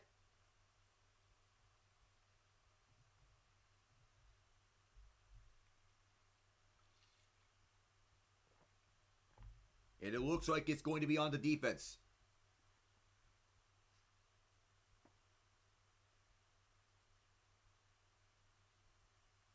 It's on Elam, Benford's replacement. It'll be half the distance to the goal. The Chiefs already have a first down, so they'll tack on a half the distance penalty. Okay, I just saw the penalty. Wait, why is there any debate? That's a face mask. got him right by him, clearly. You cannot twist and turn his helmet around. Nope. It's a free first down for the Chiefs. Half the distance because they're already past the 30. Now they're at the Buffalo 11. Watch for that one-on-one matchup at the left side. Mahomes on an empty backfield. Throw to Worthy. Coasting home. Dives for the touchdown. Rookie Xavier Worthy. The human joystick. Hey, hold on a minute. We're going to have to find a different nickname. The human joystick is still Dante Hall. But don't worry, folks. We are working on another nickname. That's not X Factor either. That's still Hall. Worthy could take it, but not yet. He's still a rookie. Could look like a second coming knowing his speed and his fancy juke moves. But the speedster, or gotta find something that's not the cheetah here, as the extra point is good. 14-10. Kansas City leads. And the final 4:13 of the second quarter. As Warby dove for the pylon. And Warby is speed. Of course. The Chiefs are ready. And they want to come and get it. Speed kills. Especially when... See, it's perfect. Because... Kansas City will kill you with its speed. If you try and stop the speed, guess who's there to pick up the scraps? Xavier Worthy. Well, no. If the speed of Worthy in Hollywood doesn't work, you got a few options. One, you kill him with Hopkins.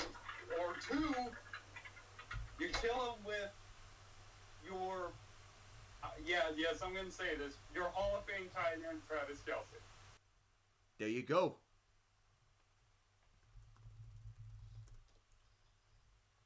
Of course, that's what you mentioned about speed kills. That's why you want to get your receivers involved. Even if Kelce isn't as involved as he usually is in these types of games, because Buffalo knows him so well. He has just one catch for 8 yards, by the way. You want to get your receivers involved. That includes Warby, who already has 4 catches for 36 yards and a touchdown, along with 2 rushes for 16 yards. Get your speed options open and available. So far, that is the case. Yep. If Kelsey's not eating, listen. Look, in these types of games, Kelsey doesn't eat. Who does eat? Everybody else.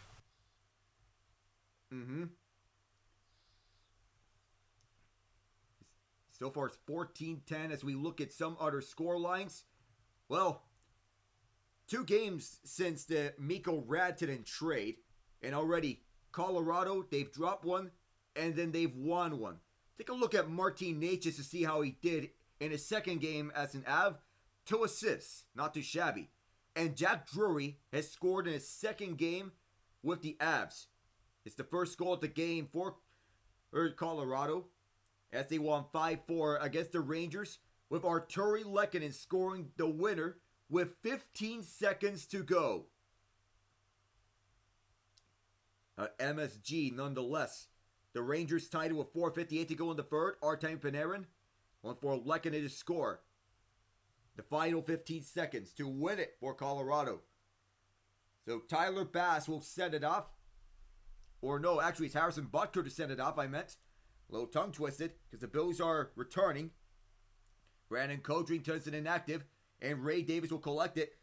High step out of his own end zone for the touchback.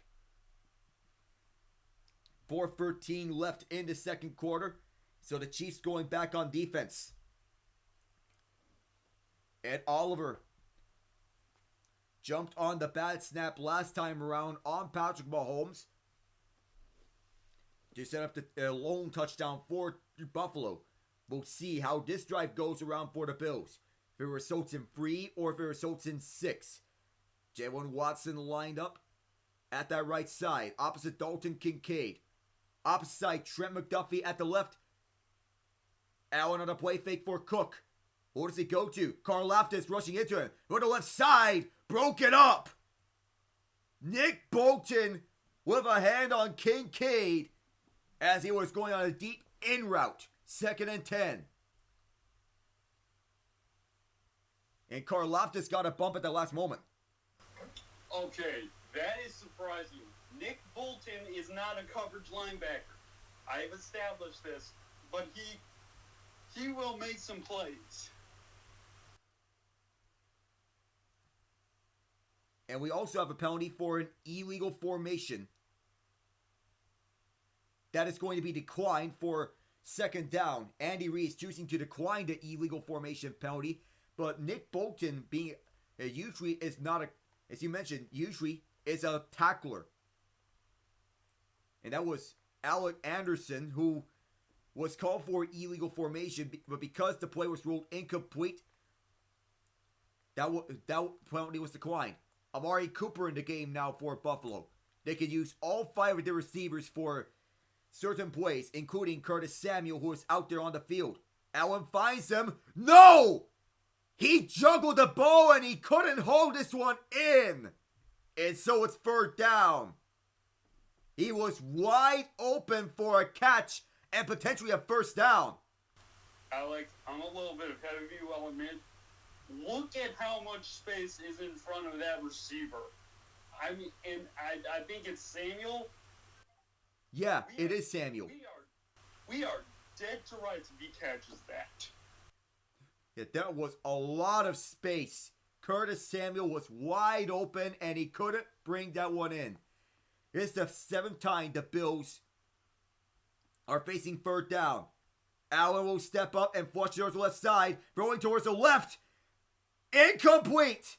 He was looking for Keon Coleman. Trent McDuffie in coverage. No penalty on the play.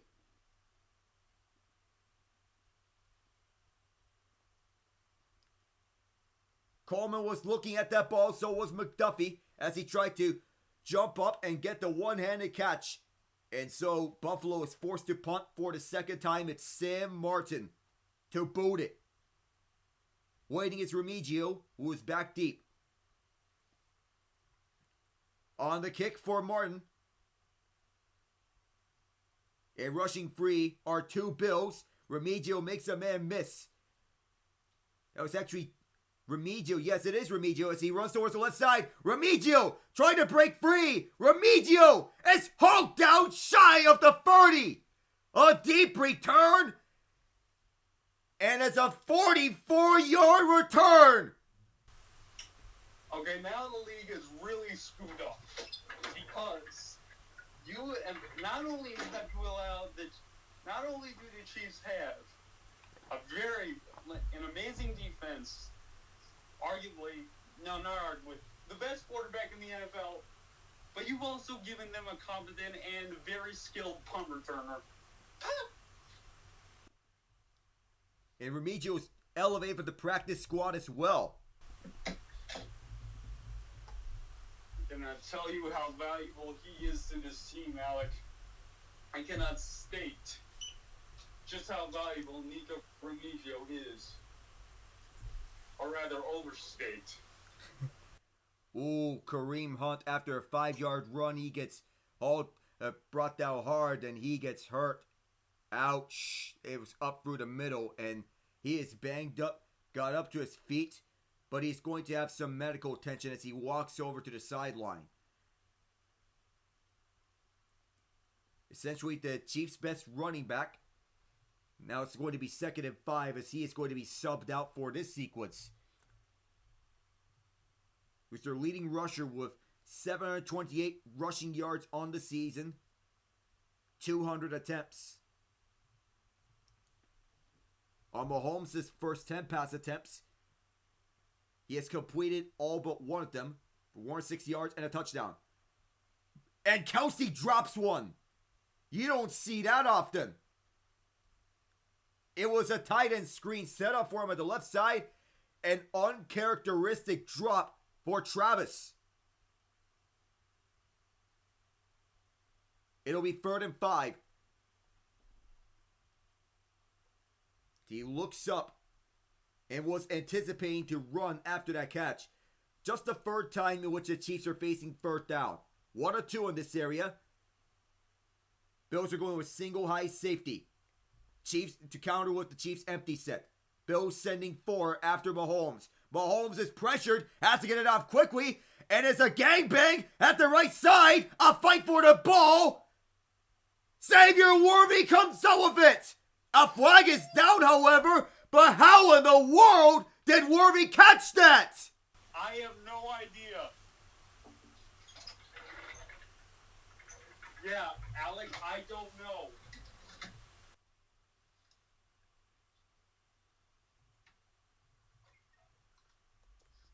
The penalty is on Hamlin. The Chiefs will decline it, but how I am flabbergasted on this sensational grab by Xavier Worthy. He saw the penalty, of course, and now it's this Paul. It initially looked like it was going to be an interception by Cole Bishop at the right side, but how in the world did Worthy? And now they're set up in prime field position. They can go up by 2 scores. And around for Worthy. He gets back to the 5. Lost the 2 as Greg Russo was right there. Kareem Hunt is back. And Dwayne Smoot brought the pressure on Mahomes last time around. This time it was Russo, who was one of the best run defenders. Who's one of the best run defenders of the game. He got there as Sean McDermott. He wants an explanation from Queet Blakeman on the movement prior to the snap.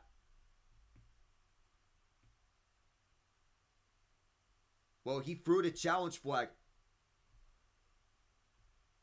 Hold on a minute. Sean McDermott threw the challenge flag. Sean McDermott may have thrown the challenge flag just before the play got off. We'll have to take a look at this to see if it was Cole Bishop or Xavier Worthy who came up with the ball. This looks to be too close to call. Worthy got a second hand on it, but we'll have to see who had it first. Well, so Alec, if McDermott wins this challenge, are the Chiefs able to go back and accept the defensive holding penalty to still have a first down? Considering they declined it because Worthy was ruled to have caught the ball. All right, so because of the holding penalty on Damar Hamlin, if this is an incompletion, they can in turn have a discussion with Andy Reid to see if he can reverse or course on declining the holding penalty. I don't know if that's going to be the case, but we'll see how this turns out. Because also factor in, Hamlin did hold Kelsey. So, but because Sean McDermott may have thrown the challenge flag may have thrown it at the nick of time before the play got off. That, at least from what I perceive, I don't know what the feeling is throughout. Because if they ran another play, then McDermott cannot throw the challenge flag by the time the play is already ran. If the play is ruled an interception and the holding penalty is accepted, then it's still Kansas City ball nonetheless. However, I'm just not sure of what a reaction is going to be from the Chiefs fans. I just don't want things to turn into Bottlegate 2. Well, here's the thing.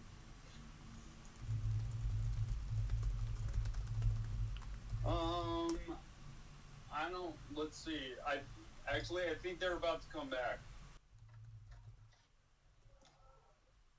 Oh, they're about to come back. Worthy did run at the right side for no gain.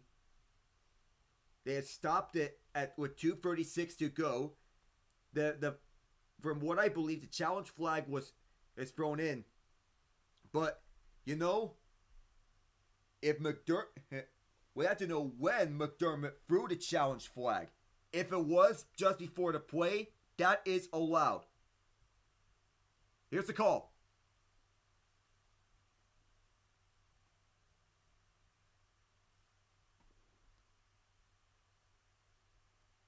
Well, Tony Romo's not going to agree with this, but Cole Bishop seemed to have possession first.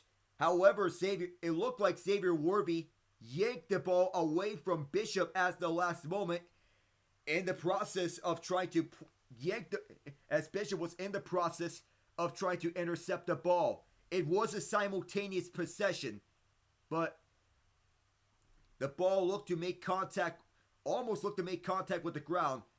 It is still Chiefs ball. They'll have a do-over, 2:49 to go, second quarter. Here's the do-over play. Mahomes going towards the right side, wide of D-Hop. It'll be second and goal, and will stop the clock with 2:47.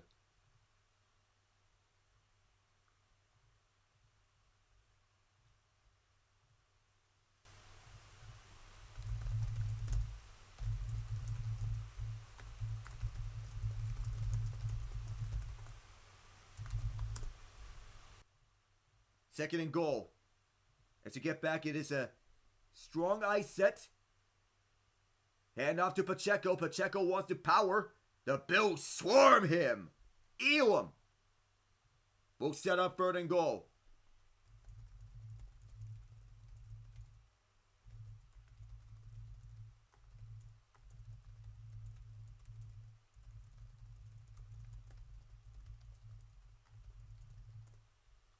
Play clock is running a fraction of a second ahead of the game clock.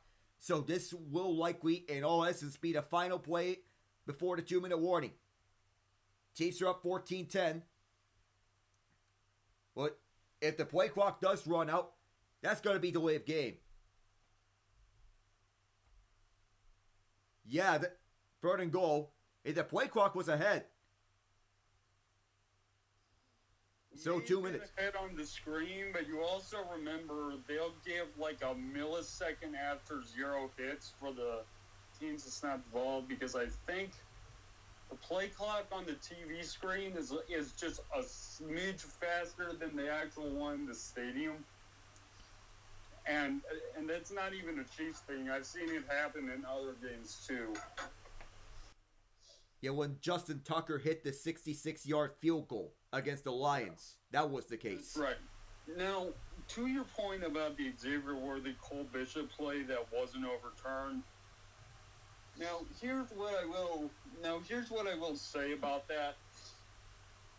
As if the referee did not listen, we all know this in football.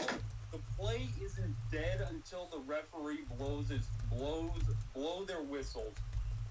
If the referees did not blow the whistle before Worthy yanked the ball out of Cole Bishop's hands, in my eyes, Cole Bishop intercepted the ball and then fumbled it into Worthy's hands.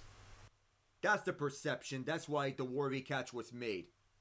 That Bishop initially had it, but then he lost it as it fell onto Worthy. Yeah, which, you know what? I mean, let's be real. That's not... Obviously, some people say, rigged. See, that's just a football play. This is not like the famous Hail Mary between Seattle and Green Bay.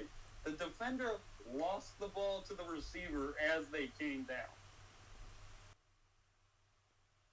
Yeah, remember that Bishop is the replacement safety for the injured Taylor Rapp, who had to leave last week's game against the Ravens, being carted off with an injury. And so Bishop's athleticism could be something of note. However, because Rapp is not playing, the Bills are essentially not at full strength on defense, especially with Christian Benford being out for the rest of this game with a concussion. See how the Chiefs do on third and goal from the 1-yard line. Running it or passing it. The suggestion may be to run it like you're handing the ball off to Marshawn Lynch or Derrick Henry. The entire NFL and CBS crew is on the sideline here, preparing for the halftime report. I have our own halftime report here in 2 minutes of game time. Mahomes on the play fake. He's going to look. Mahomes is going to take it himself for the touchdown. Runs it right onto a Bills defender's face. And like what Chisholm says, it is too easy for him because it's free real estate.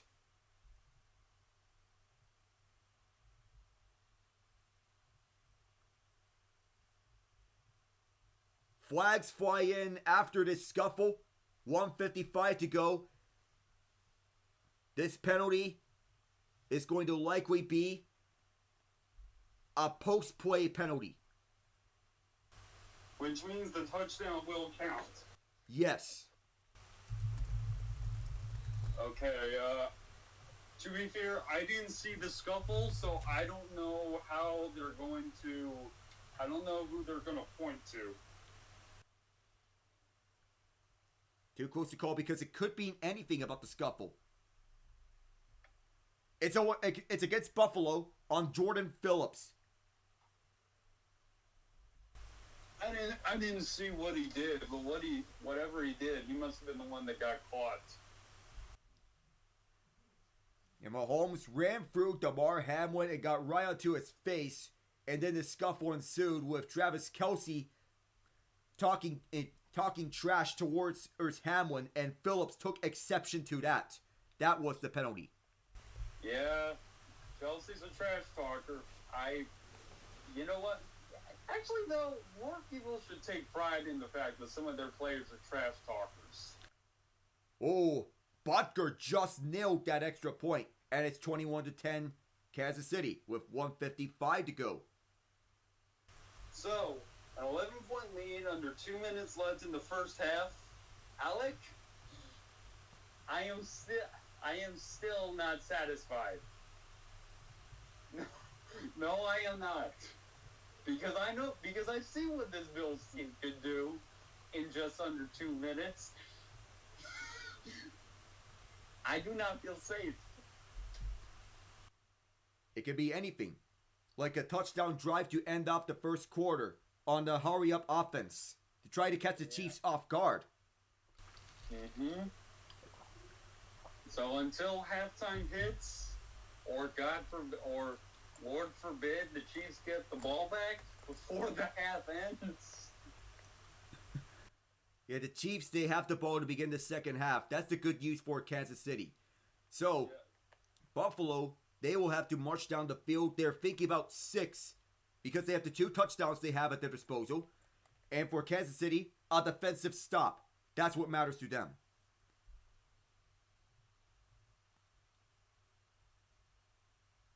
And already, fans are asking for a taunting penalty on Kelce right after the play.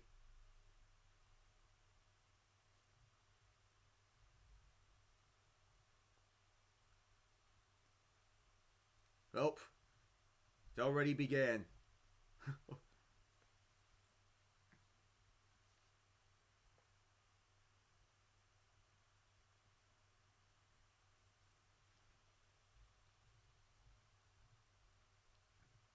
So right now, as it stands, Mahomes 10 of 13 for 132 yards and a touchdown pass. He has 5 carries for 18 yards and a touchdown run. That touchdown pass went to Xavier Worthy, who has 5 catches for 62 yards and a touchdown.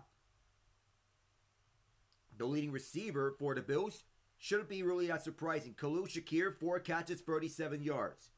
Allen is 9-15 for 91 yards. The touchdown run is by James Cook. You figure that Allen will have to have something here. Didn't do much against Kansas. It didn't do much against Baltimore last week. Didn't need to, though. But here, Allen will have to be like Superman. Like Michael Jordan against the Pistons. That's what Bills Mafia wants him to see about. Ty Johnson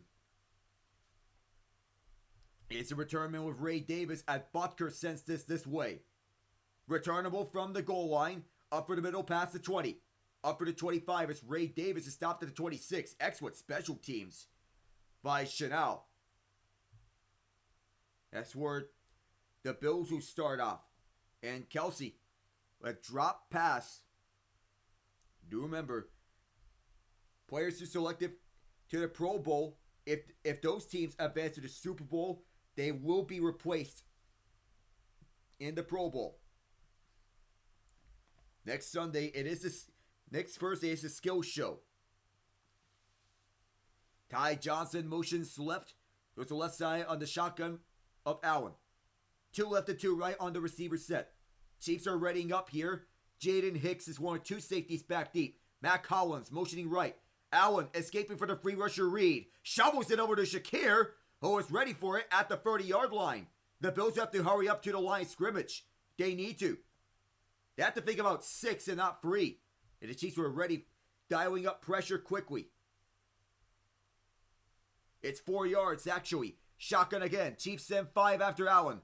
Fires this way for Coleman, who has his first catch. And a flag is down. Was it on the coverage here? From Jalen Watson?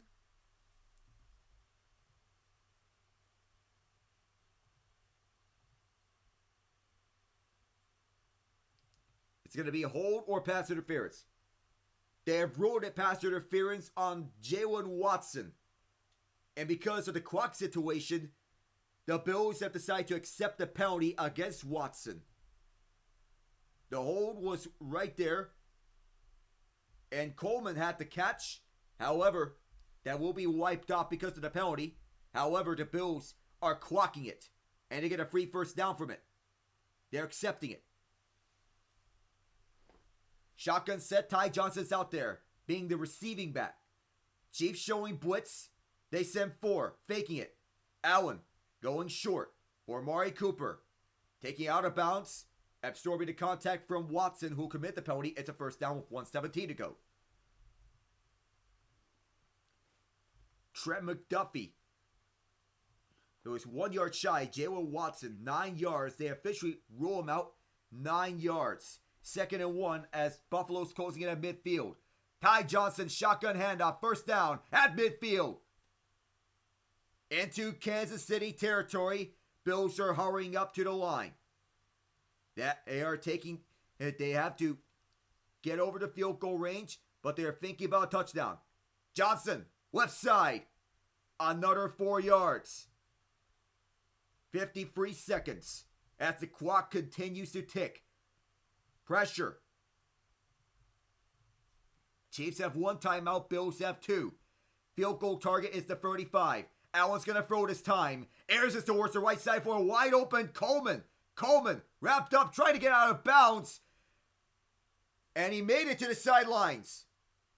In field goal range already. Keon Coleman wants a say of what Warby is doing. That's his first catch. 11 yards, and the Chiefs will use their last timeout. I think. Well, not now. Steve Spagnuolo watching his guys on defense. Watching onwards, and now the Chiefs have used their timeout. Buffalo is in field goal range. But now it shows that the Chiefs can no longer ice the kicker. If the Bills were to kick a field goal. Chiefs have first dibs on the ball at the second half. They have not punted once in this game.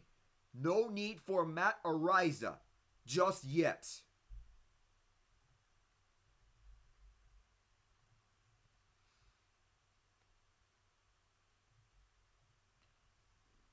Remember that the possibilities are either a Chiefs-Eagles rematch from Super Bowl 57 or a Bills-Eagles showdown. 35 seconds. Ty Johnson out there onto the field. Dalton Kincaid as well. Josh Allen getting his guys ready and set. Empty set for Buffalo. Kansas City rushing 4. Chris Jones closes in. Allen tried to get away. Heaves it and throws it away. Seeing all the pressure collapsing onto him, he does the smart thing and throw the ball away.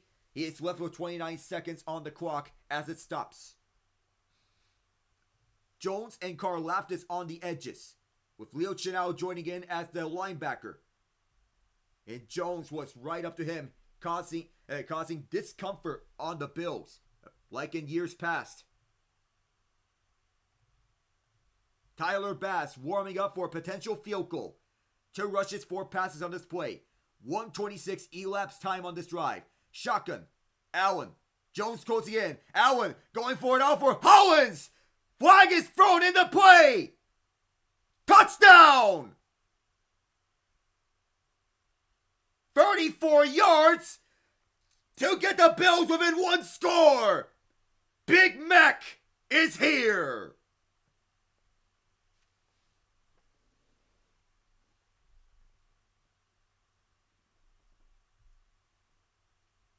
And it was Trent McDuffie who got called for defensive pass interference, but Howens managed to hang on to this one with one hand. How? Woo-hoo-hoo-hoo. Just great play, and this is why it was so important for the offense to score that third touchdown. It is. The deep shot worked to perfection. Of course, Allen can take those. He's a gunslinger, and Bass has drove the extra point. Buffalo within 4 with 23 and a flag in the middle of it. So, a dart, of course, gunslingers can take risks, and Allen took the risk. Of course, he went for it, and he is willing to find that and find Mac Hollins for that.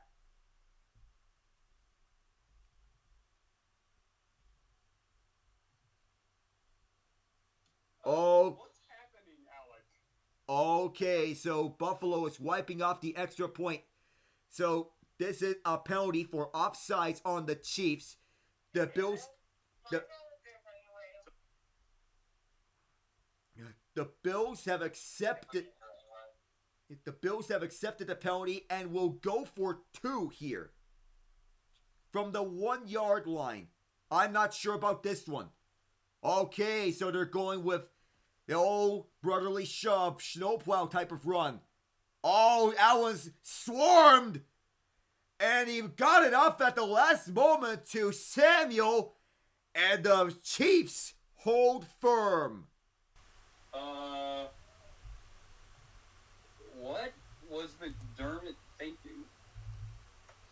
I mean, if you just have Bass re-kick the extra point, if you just have Bass kick the extra point, you're down by 4. Now you're down by 5. I mean, it may not seem like that big a deal right now, but later on, that point might come back to hurt them.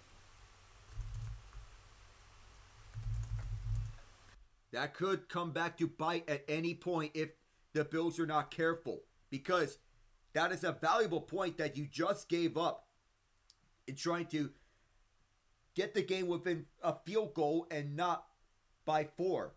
So the logic may be there, but that was a badly executed 2-point conversion. Something the Bills have rarely missed on. They were 2 for 2 on 2-point tries thus far, but here it didn't work.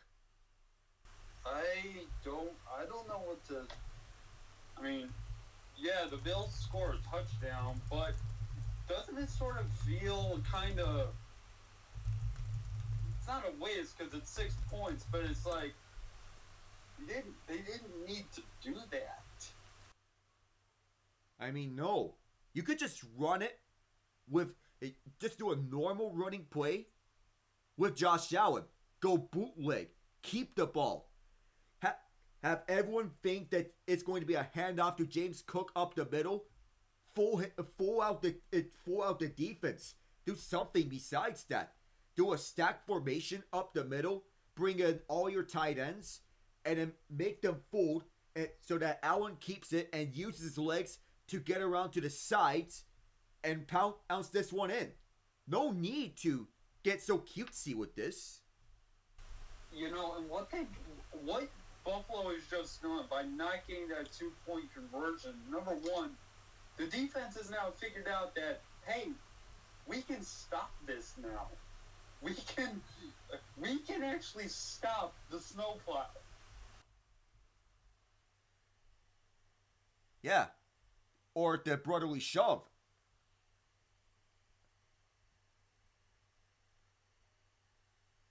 In dedication, but the Chiefs have put extra focus on shutting that down. That's not going to fool them.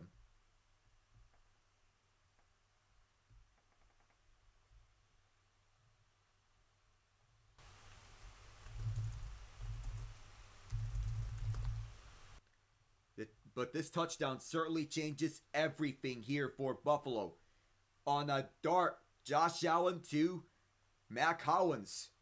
Who would have guessed that Hollins would be the one scoring the touchdown? You would think that on the lines of either Khalil Shakir or Amari Cooper. Bass boots this deep. The Chiefs don't need to run a play here.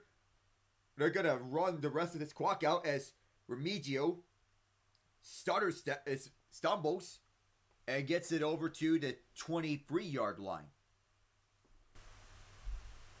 You know, and if you really look at it, Alec, because right now the Chiefs are going to take a knee and take it into halftime. That's what they usually do.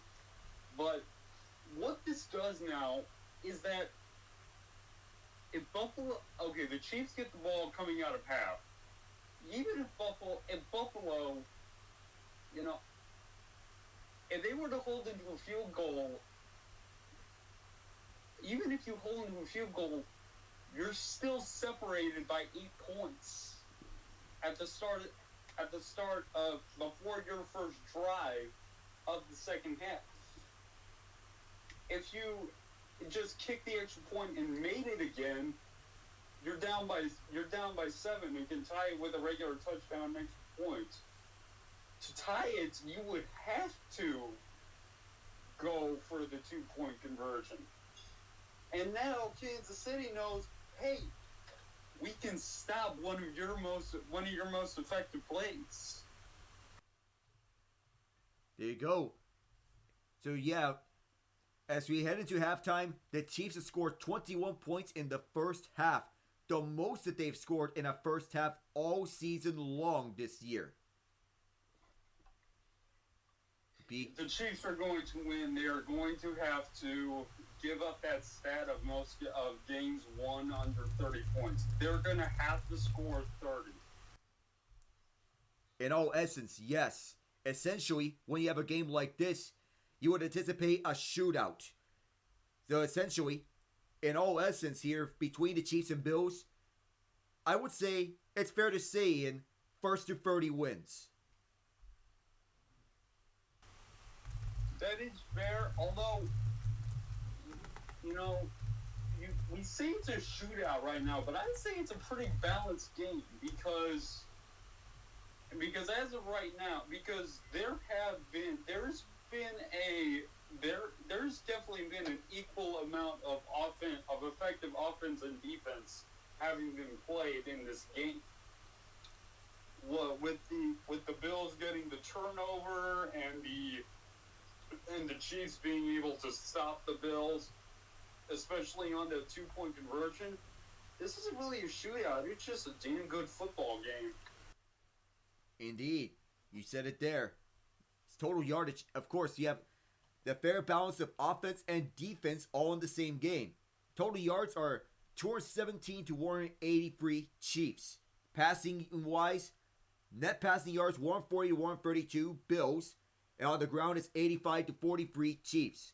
So, the total yards in favor of the Chiefs is thanks to that ground game, especially Kareem Hunt. The Bills were penalized 4 times with 29 yards, Chiefs 3 times, 11 yards, and the Chiefs had possession of the ball for 16-12 out of a possible 30 minutes. So it's pretty balanced so far. Yeah. So I need to ask you, Alec, because we're going to hear it at some point. Those 4 penalties against the Bills, legit, or are the Chiefs getting help? We're going to hear it time and time again, but I felt that holding penalty on Damar, I felt that the defensive hold, of course, legit, because there was a clear tug. If you look back at as I'm looking back at the play-by-play for all the plays. Oh, whoops. Didn't press Control F. But if you look at the Bills penalties, Ed Oliver, offside. He was lined up in the neutral zone at the time when Mahomes was sacked, and it would have been a fumble recovery by the Bills. However, Oliver had his hand at the line of scrimmage. Legit. So the next penalty, Kyer Elam he grabbed Xavier Worthy by the face. He grabbed someone by the face mask, Hollywood Brown. Legit. Even twisting the helmet around, which could have turned his head around. That penalty is legit. Alec Anderson, illegal formation. That was the second time that he is penalized for illegal formation. That has to sting for any offensive lineman. Damar Hamlin held on to Travis Kelce on the play. Legit penalty. So, even for people bashing the refs, were saying that this game is rigged. The way I see things, the majority of these penalties are fair. However, the Jordan Phillips penalty for unnecessary roughness, that was legit. However, I felt that Travis Kelce talking trash towards Damar Hamlin after the play, of course, trash talker. So someone prompted a question here. Probably that should have been an offsetting penalty between Phillips for unnecessary roughness and Kelce for taunting. I felt that should have been a taunting on Kelce. That should have offset the Phillips penalty. Yeah. You know what? Yeah, I agree. I agree that should have been. There should have been something there. My only argument is this. You see players do trash talk all the time, and I mean, I get it. In this case, it was one-sided, but here is also, but also, I mean, trash talk happens. I get it is one-sided, but I mean, it's still trash talk. Yep. Because if you were to give that a taunting penalty, that's a precedent, and then things could get out of hand. Kelce probably should have just walked back to the sideline. Probably. Though. Yeah. Also. Hey, Alex, I'll be right back. I gotta make a call. No worries. So for the Chiefs, as we're in the halftime report, the Chiefs in the Mahomes era, 11-1 all-time in the playoffs when leading at halftime. The only loss was in the AFC Championship Game right before Super Bowl 56 against the Cincinnati Bengals. They were up 21-3 in that game, lost 24-21 in overtime. That was the game after the 13 seconds game. So now, as Mahomes knelt down, the Chiefs start with possession in the second half as we look at the individual stats. Josh Allen, 13-20 for 150 yards and a passing touchdown. That went to Mac Hollins, who was the leading receiver, 2 catches, 41 yards, and a touchdown. Khalil Shakir with 5 catches for 41 yards. Amari Cooper, 3 catches, 28 yards. James Cook with 4 rushes for 23 yards and a touchdown. Ty Johnson, 3 rushes, 10 yards. Allen with 2 fumbles. He has recovered both of them. And Oliver also recovered a fumble to bail himself out. Of the offsides he committed earlier in the drive. Cole Bishop, the leading tackler, with 5 tackles, 4 of them solo. Christian Benford with a pass defense. If she broke that pass up, that was before he left the game to a concussion. For the Chiefs, Patrick Mahomes, 10-13, 132 yards, and a touchdown.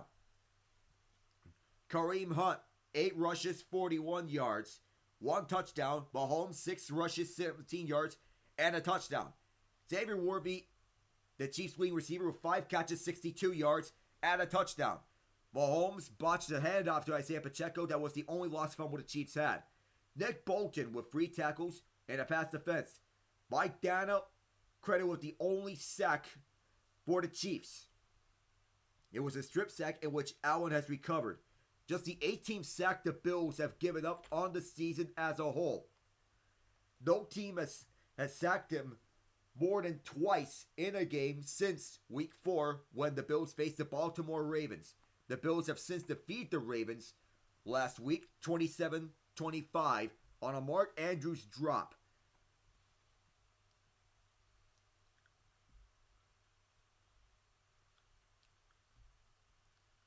As we look on through around the NHL, between the Avs and the Rangers in the 5-4 victory, Dak Drury, Kel McCarr twice, Juuso Parson and Arturi Lekkinen in the goals for Colorado, Sam Carrick, Vincent Trocheck, Will Borgen, and Artemi Panarin for the Rangers. By the way, Borgen got himself a contract extension, 5-year deal, with a $4.1 million average annual value.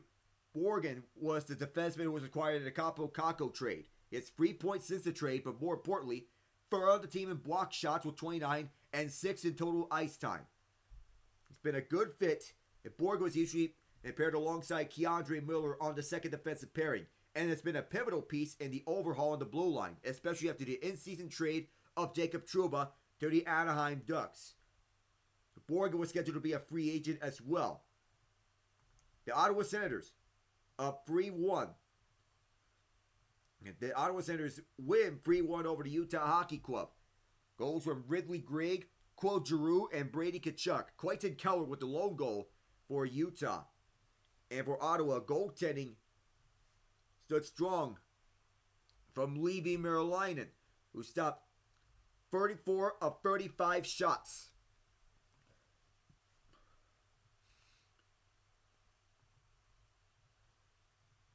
The second half will be coming soon. In just a moment, I am Alec Nava. Stay tuned, everyone. We'll have the coverage back with you shortly.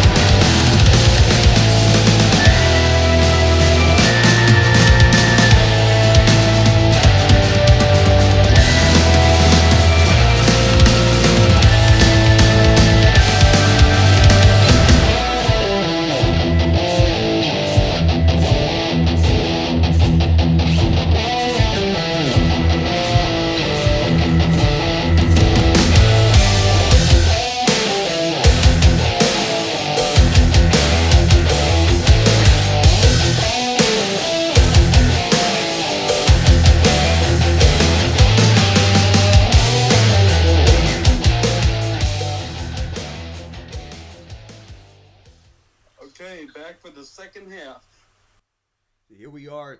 Chiefs will have the ball to begin the second half. So, of course, it is a 5-point game, but it feels very close for comfort knowing what the Bills are about. Of course, these two are familiar. Looking back at the first half highlights from what we saw from both these teams.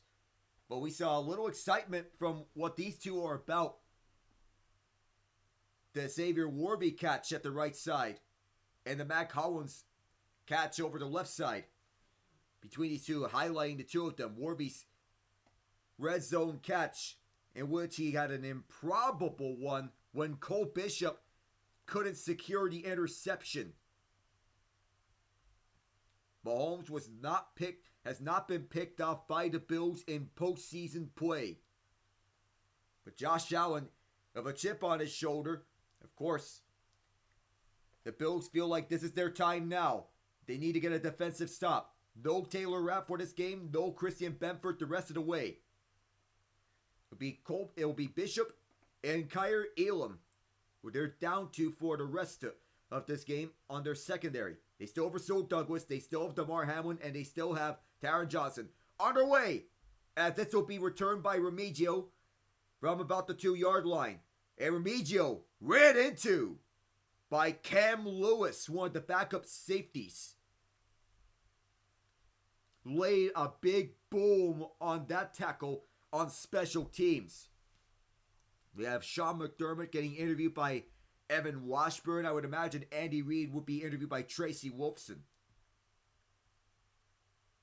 The first two games in rushing yards per game, the Bills have averaged 178.5 rushing yards per game. So far today, the Chiefs' run defense has held them in check, limited them to 44. On a shotgun, Mahomes runs the bootleg. He's going to take off him himself. Mahomes pick up extra yards and slides on the first out. And Taron Johnson went up and over as he tripped over the leg of Mahomes as he was sliding. 11 yards before Rasul Douglas was the closest Bill to stop him. The former Green Bay Packer, former Philadelphia Eagle. Mahomes gave himself up as he was running in Pharrell up front, seeing that nobody was open. Smart thing to do. Warby motions right. It'll be Hunt. Let's go with the first tackler. Hunt is fighting for extra yardage, and will look to be a loss of 3, has turned into a gain of 3. It was Ed Oliver who was the first one in front. I'm not sure how Hunt got away from Oliver at the beginning. That's how phenomenal he's been. At the 32-yard, he looked to be wrapped up at the 32-yard line, but instead, Oliver knew he had him. Been playing outstanding so far. He's been one of the Bills' best defenders. Warby motions towards the right side onto the slot. Play fake for Hunt towards the middle. Oh, Hollywood's coming for a flag, and it's out. Going towards the slant. Flag came in where the referee was standing for the secondary. It's thrown towards the linebacker area where Hollywood was at. Kyer Elam. Going to be an automatic first down for the Chiefs. We'll have to take a look at this one to see if about this penalty. I don't know if there was a tug to see where this was. There was a hook onto the arm. Yeah, there was a hook onto the arm. Pass interference is the call, of course, on the slant. And it was a catchable ball. We have a toss play to Pacheco, to Warby, and back to Mahomes. This is a trick play. Onto the right side for Pacheco. He slips, and it gets ran into by Bernard. Trickery gone wrong here at the right side as the officials chime in to separate the two rivals. Daquan Jones there as well. Toss play that turns into a reverse for Warby, and then back to Mahomes. Took the short passing route for Pacheco, who went down. Both Johnson and Bernard were there, two of the best run defenders for the Bills, who they were missing in week 4 when they lost to the Ravens 35-10. Warby motions to the slot at the left side. Up the middle for Hunt. Hunt. Down in midfield with Smoot, Bernard, Austin Johnson, all of them there. Bills need to get stopped at 3rd and 3. And the Chiefs wanting to convert another 3rd down where they're most comfortable at. The Bills have had a lot of trouble on 3rd down defense throughout the season. The 3rd down back, Samaje Perine, in the game. Of note, 3 and 4 on third down are the Chiefs. Trips left, 1 right. Elam's lined up at the left side. Bills send 4 after Mahomes. Mahomes will dump it off at the right side, and wide open is Hollywood. Hollywood's forced out by Bishop. Missed assignment by Elam. And a great pickup by Hollywood at the right side. 15, maybe 16. It had all sorts of daylight at the right side. Of course, got the job done at the right. Find open spacing in zone. And it almost looked to be a face mask at the end by Elam. They didn't get that. Hollywood Brown didn't have any receiving yards against the Texans last week. Kareem Hunt is swallowed up for a loss of 1. Of course, Elam in a bunch of mismatches, but so far he's allowed play after play. He's been the subject of a lot of misalignments. And of course, the much maligned corner has a lot of correcting to do. That time it's a loss of 1. Couldn't break that one up. Motioning left is Juju Smith-Schuster, the ex-Pittsburgh Steeler. Mahomes holding on to a 2nd and 11. In trouble, away from Epinesa. Gonna take it, and it bounces off the helmet of Juju. Could not connect it that time, and it's 3rd down.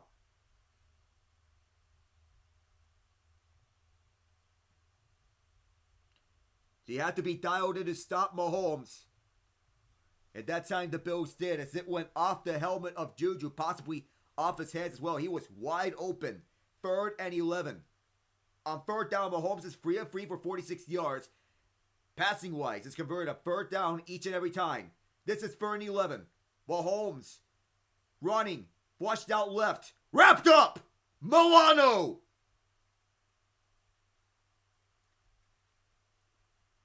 Patrick Mahomes ran out of time at the left side as he was trying to run past the line of scrimmage, and Milano was not buying it. Jawan Taylor could have gotten a hold on Ed Oliver. However, there's a loss of 4, and it'll be a huge 3rd down stop by this Bills defense. And for the first time, we see the loneliest guy in the locker room go onto the field. That is Matt Ariza, the former Buffalo Bill. Hollins trying to block the punt, looking to find an angle to get there. Chiefs are trying to get the Bills to fall for the hard count to get back into field goal range. This almost was blocked. Ariza will send the Bills at the 20 because this reaches the end zone for the touchback. Josh Williams could not get back on time. And the Bills with a huge defensive stop here to open the second half. 4:59 into the 3rd. Bills ball when we return. Okay, so not what the Chiefs wanted. Yeah, that was unfortunate. A field goal was the bare minimum there.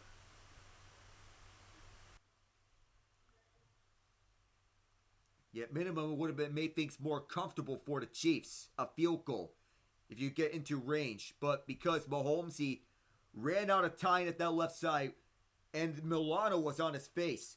Milano knew that Mahomes was going to use his legs.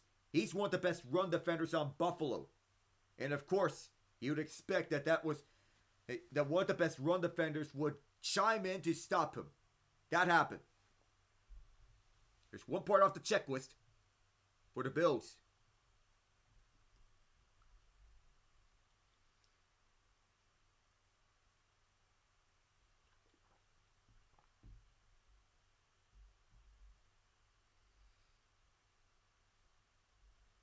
Oh, I did not know when that these.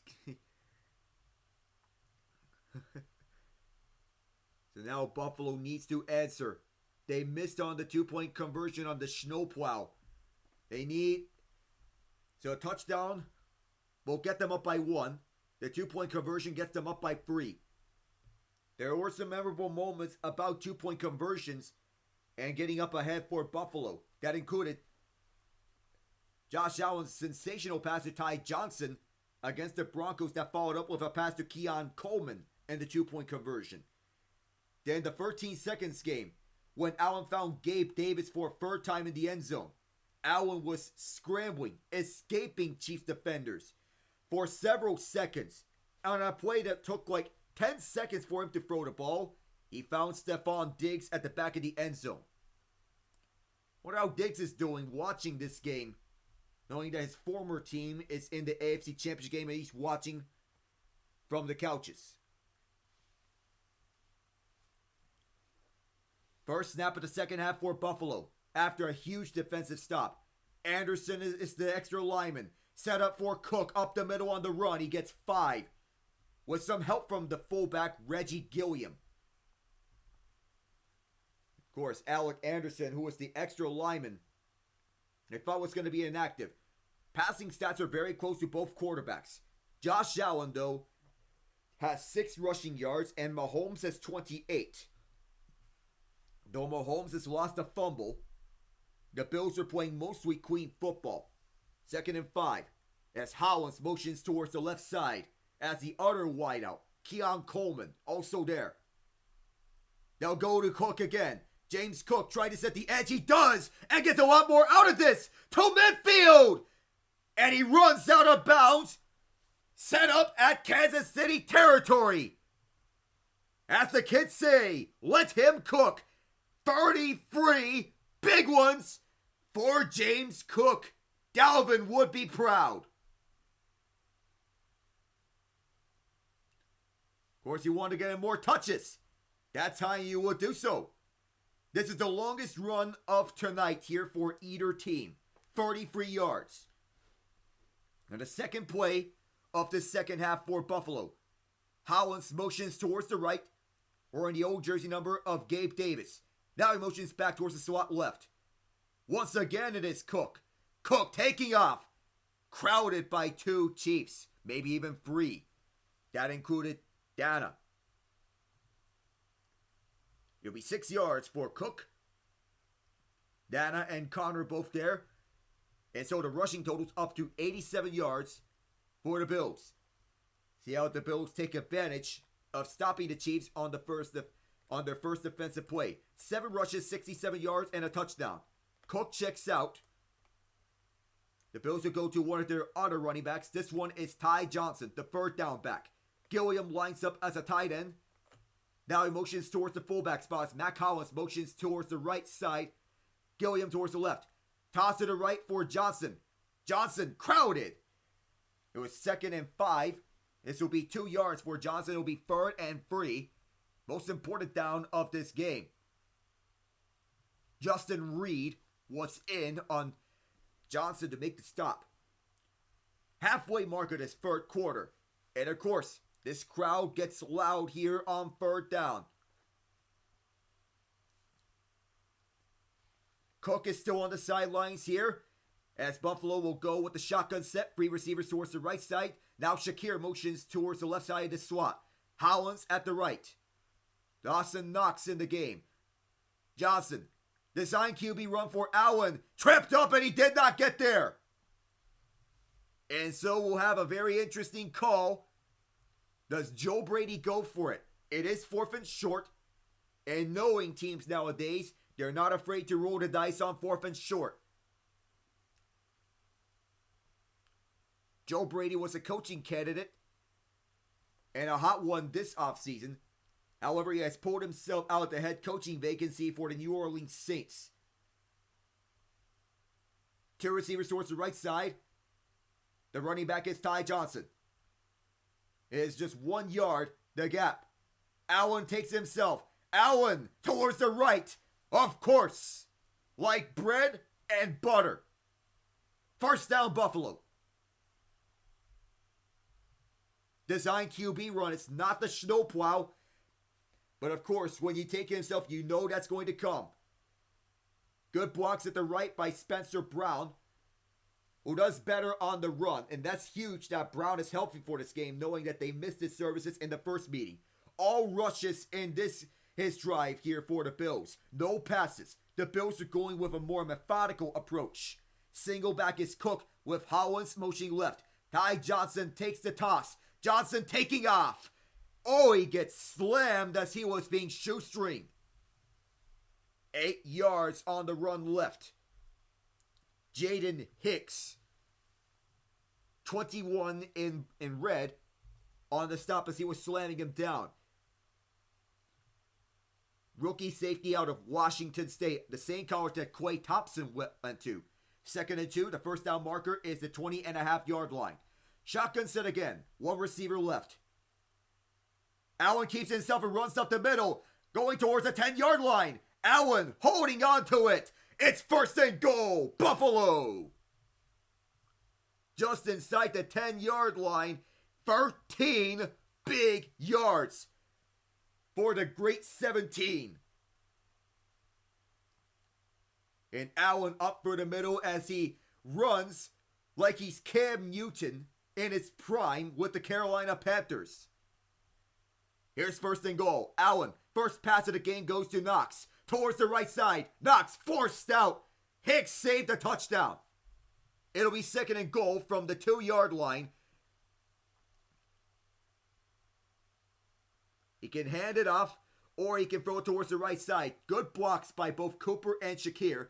Hicks saved the touchdown as Knox was forced out at the free. 2nd and goal. A touchdown here will be from 3 yards out. Or 2 yards out, rather. Hollins motions towards the left side. The lone receiver at the right is Keon Coleman. They go run here. Cook. Does he get in? No. Stopped at the 1-yard line. It'll be 3rd and goal. And now Kansas City with a stop here on 2nd down. Now the Bills are going no huddle as Cook went up for the middle to be met by that wall. On 3rd and goal, Allen's going to take the snowplow. This is going to be very close. 1 yard short.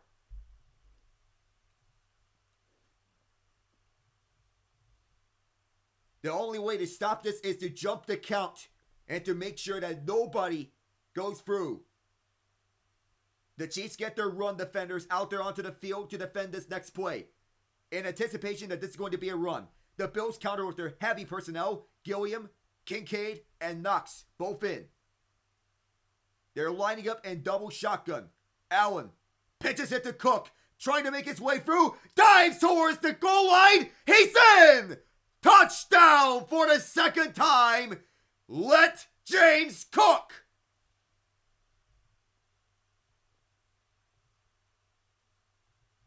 Now the question becomes, was the knee down before he went in? We'll have to check the spot of where Cook was at. He dives up. The hand is there. He reaches out. That is definitely a touchdown. Cook's knee, he's never touched the ground as Cook reached out. He was completely across. His first career playoff game with 2 rushing touchdowns. Empty set for Josh Allen on the 2-point try. Trying to go up by field goal. Johnson in motion left. Allen's going to pass this time around. Allen's hurried up. Has to get it away. Wants the football! It's still up for grabs. And the Bills won't make it regardless. But they keep it away from the Chiefs. Osiris Torrance falls on it.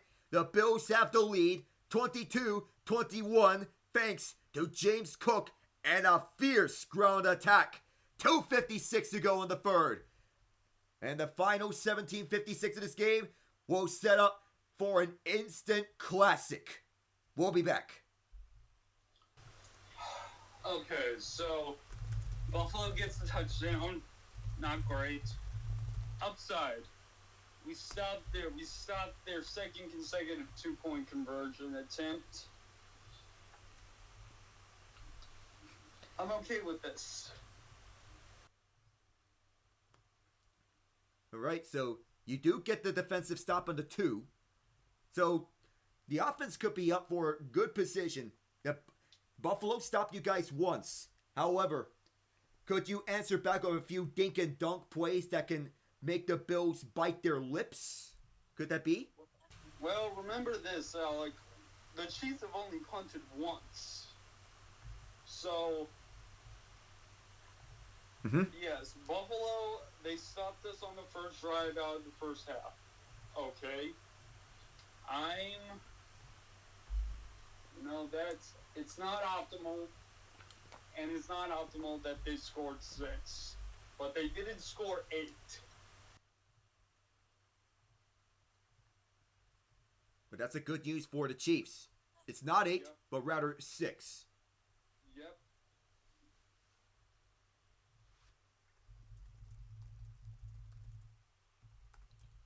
And the way that this game is going, it's likely that this could be another instant classic.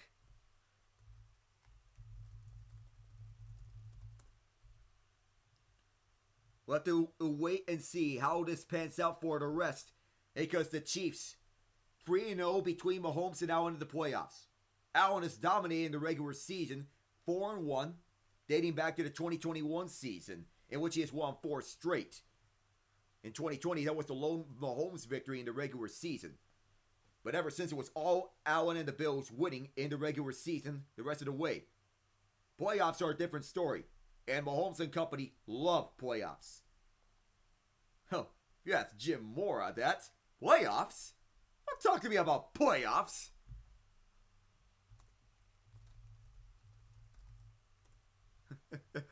Oh, the famous rant, of course, and the long series of famous coaching rants up with the Dennis Green, they are who we thought they were rant. Cook in that last drive had 5 rushes for 45 yards and a touchdown. He went Superman when reaching out for the touchdown, like Michael Jordan in Space Jam. Chiefs will start from the 30 as Remigio kneels at his end zone. Tuesday, be covering the Vegas Golden Knights and the Dallas Stars. Second time I'll be covering these two teams when they are facing up against each other. The first time around, it was a Vegas victory, 3-2, at home. The rematch of the first round from last season, which Dallas won in 7 games. Motion right is Warby. Taking it towards the left side is Hunt, and he is met at the line of scrimmage. Down he goes. Rousseau and Oliver. Bernard, too. 3 of the best run defenders on the Bills. Of course, we expect that would be a run stop. 12 rushes, 47 yards for a touchdown. 12 rushes, 47 yards, and a touchdown for Hunt. Allen and company waiting along at the sidelines as the defense is doing the work. Chiefs trailing by 1. First time they trailed in this game. They had to play from behind for most of the game at Buffalo in Week 11. Here's Mahomes, feeling the pressure up in the middle, gets rid of it, and it's short of Kelsey. Felt the pressure up the middle. Ed Oliver shedding off blocks. Of course, it's a dangerous task to blitz Mahomes, but that time it worked. Bobby Babich getting creative with the pressure. Generate the pressure without having the need to blitz. That was a gutsy call, but it's damned if you do, damned if you don't. And that time, it worked. 2:13 to go in the third quarter. Kelsey targeted 3 times. He has just 1 catch for 8 yards. Warby motions to the slot at the right side. Honors moving up front. Flag is behind the line of scrimmage. There is the impression that this is going to be a false start.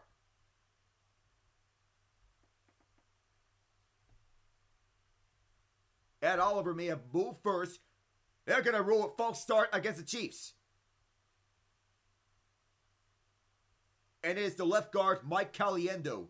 You remember, Caliendo is the left guard because Joe Thuney has been moved to the left tackle spot. And in essence, the Chiefs, they were looking for someone to be a full-time starter in the left tackle position, and Thuney ended up being the best one of the 4 guys that they have went through. Kingsley Sumatia, nope. Wanye Morris, nope. DJ Humphries, nope. And Thuney, yes. It's 3rd and 15 now at the Chiefs' 25-yard line. Taron Johnson shadowing Travis Kelsey at the right side, putting him in motion. Mahomes, well protected, swings this towards the left side of the field, Incomplete! As Hollywood Brown tried to make the catch on his tippy toes at the left side, and for the second time, the Chiefs will punt, and it's the first time that the Bills have forced a 3-and-out, and Hollywood was actually out of bounds on the play. And if he caught that, re-entering the play, if he got out of bounds and then re-entered the play, inbounds, had he caught that, it actually would have been illegal touching. First punt was 42 yards for Ariza. Here's his second punt on the way, with Ty Johnson back deep. Not calling for the fair catch, he's going to return this. For the right side, it's actually Khalil Shakir, who was forced out the 30. He's out of bounds there. 51-yard punt for the San Diego State product. 1:56 left in the third. Will return.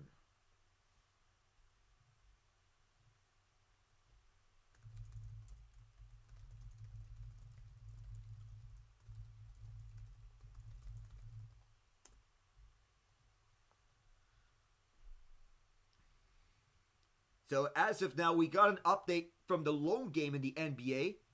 It is 118-108, the final score at Portland. The Thunder with the victory.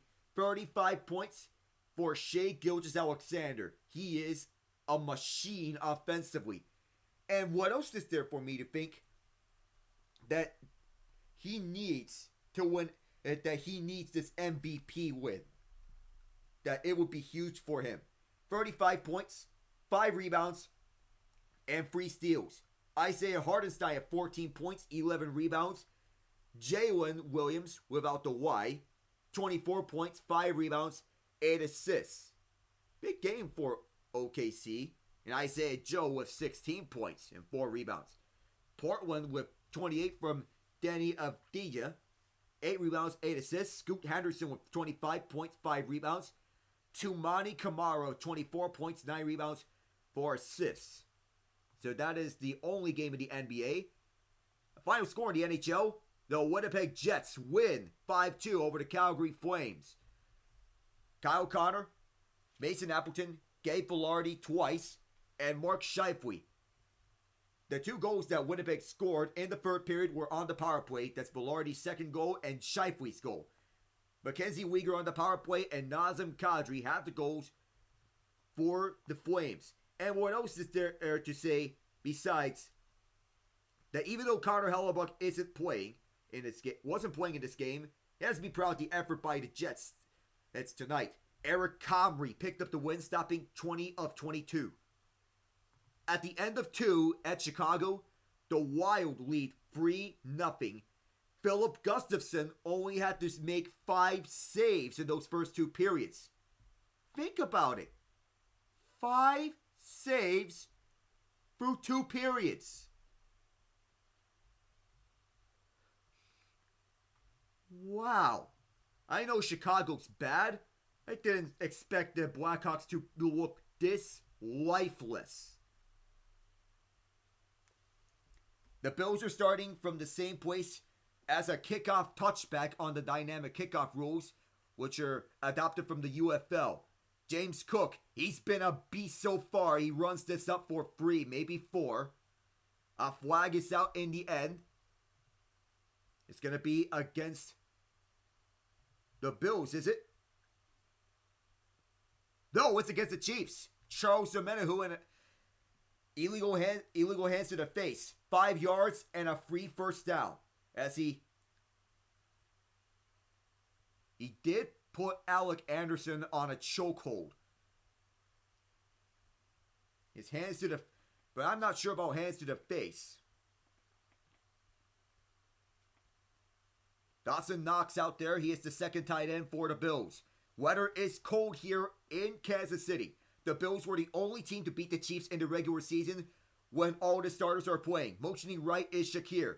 Here is Cook towards the right side with a lot of running room. All day to run 8 yards. 9 yards, actually. He had Deion Dawkins with him on the way towards the right side.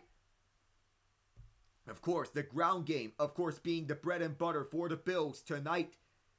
4th and 1. Josh Allen finding the seam on the right side, the open hole. Take what is given to you. Allen has 24 rushing yards tonight against the Chiefs. In Week 11, he had 55, plus the game-sealing touchdown. For the middle, it is Ray Davis. Davis on the ball. Did it come out here? Oh, the rookie wanted to get involved. He was able to recover the ball just in time. That looked very dangerous, but nonetheless, the Bills are 1 yard short. They're going with the snowplow formation. They want to do that. It's a variation of the tush push. The Chiefs are trying to counter and stop it. Josh Allen. Yeah, the Chiefs were ready for it. And I think he's going to be short. He is. 4th down. It's very close. But Allen, he wanted to reach out for the 1st down marker. I think they need to have a measurement on this. You have to take your chances here. That time, the Chiefs did. To jump at the line of scrimmage. They were on some Troy Polamalu stuff. Up through the middle. They'll mark it 4th and 1. McDermott has 1 challenge left. And the Bills, they're going to take this to the 4th quarter. 22-21 is the current score line. And at the end of 3, Bills lead by just 1 point. The rematch from Week 11. A rematch of the rematch of the rematch in the playoffs. This is the 2024-2025 AFC Championship Game. Final 15 minutes. On your way next.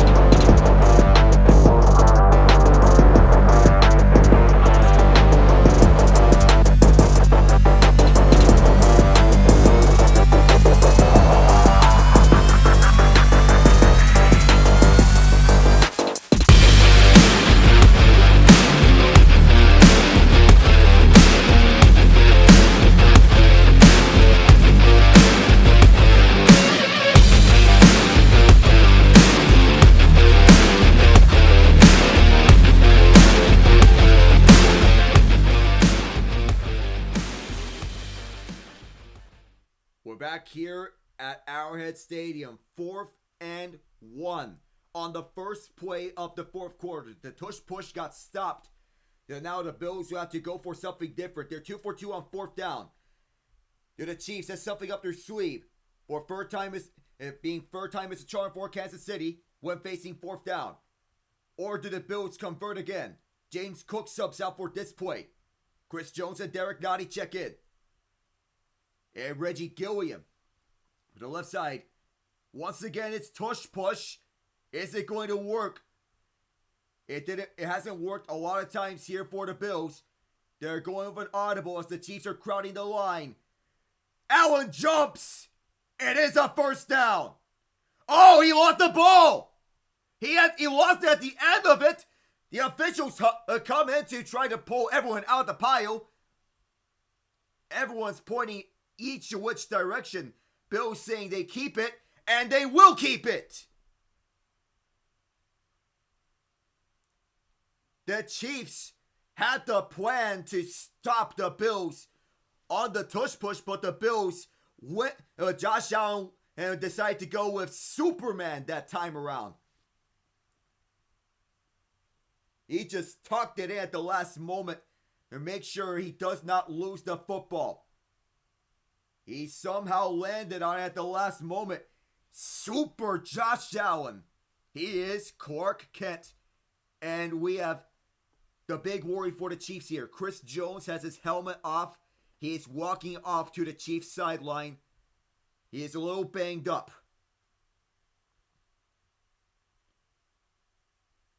So he is going to sub out for this sequence. So they convert at midfield. Hollins motions all the way to the right. Cook is back in at running back. Now Hollins motions left. This is Cook. Chiefs swarm it. 2 yards. They limit him on first down.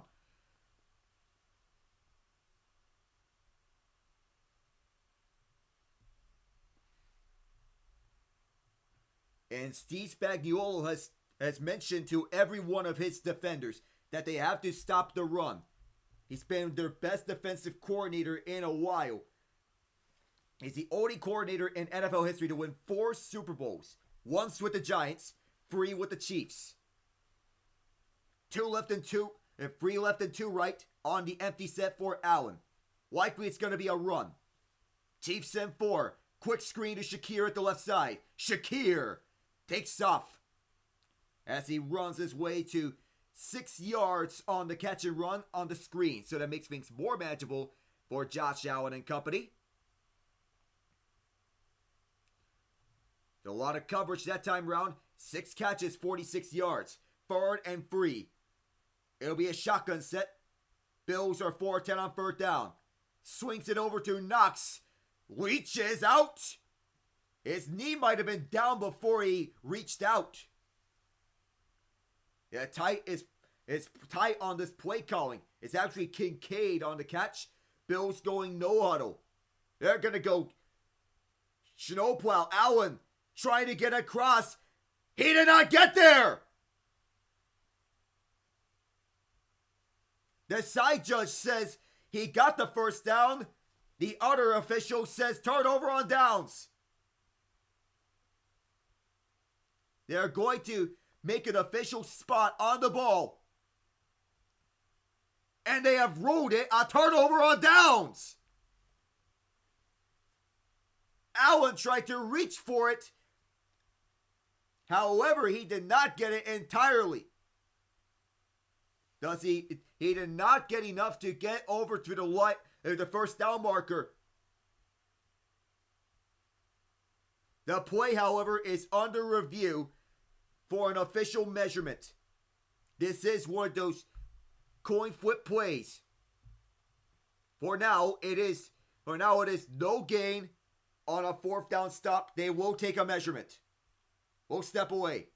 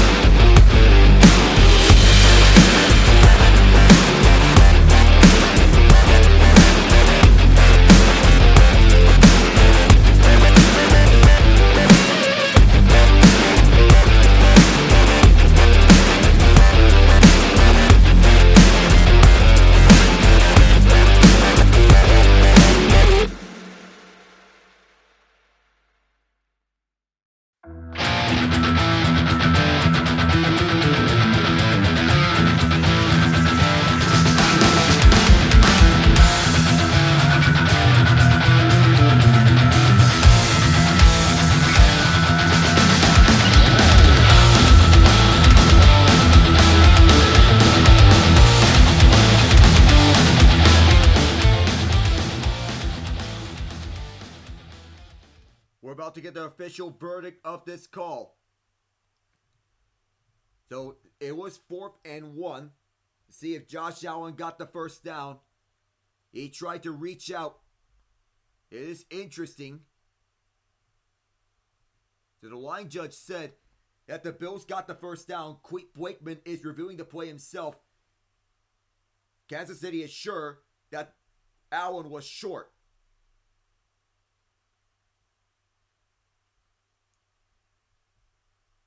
They say he did not get the first down. The Chiefs take over. It was so close. And Chris Jones, who was right there up front to stop it. The ball may have crossed backwards. The Chiefs will take over at their 40-yard line. They can go 60 yards for pay dirt. On the shotgun, Mahomes readies up with Warby motioning towards the left.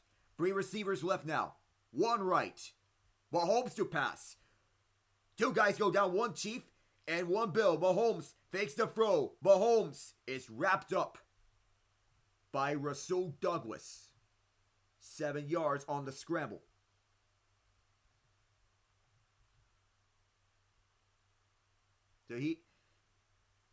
So 2 officials were converging onto the play. One was at the far sideline. Didn't see it properly because Justin Reed was in the way. 2nd and 3. As they all break out the huddle. 8 rushes, 35 yards, and a touchdown for Mahomes. 3 receivers left. That's a trips formation. Warby motions left. Mahomes. Deep drop back towards the middle. It is caught. Smith-Schuster breaks free of 1 man. Rushing towards the right side. Has Bishop to beat. And he is forced out shy of the red zone. He breaks away. Juju Smith-Schuster making it work with his legs. One thing you don't do in blitz calls is leave receivers open down the middle. And nobody is better than Mahomes in dissecting a blitz. It's a very risky maneuver, blitzing, because that means that he's going to read it. Like the elite QB he is, he did read it. 2nd catch, he's up to 60 yards. Shotgun set. Hot is the running back. They give it to him. Hot. Still going at the left side. 7 yards on this run at the left. He is stopped at the 16. 2nd and 3, upcoming, and Juju Smith-Schuster setting up another big play on a red zone drive.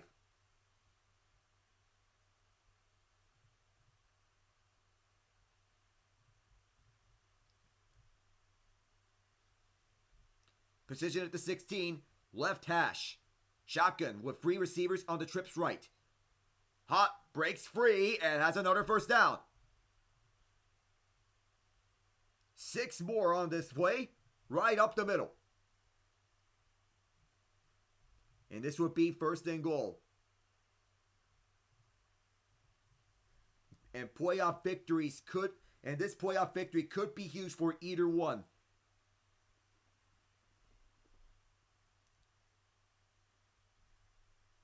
Heavy set up the middle as motioning right is Noah Gray. 3 rushes and 1 pass. The sign QB run for Mahomes. Mahomes has an entourage and plunges in for the touchdown.